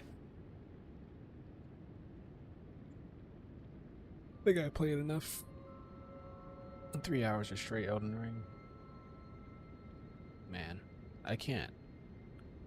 Well, minus when games first release, and I get obsessed with the game. Can't really play games for an endless amount of time like I used to. Although then again, I think back in the day, I took breaks back then too to watch YouTube and shit. I just wasn't on stream. I could just do it whenever I wanted.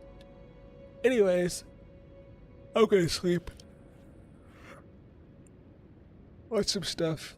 Hope you guys have a good rest of your day, morning, night, whatever time zone you're in. I will see you guys tomorrow.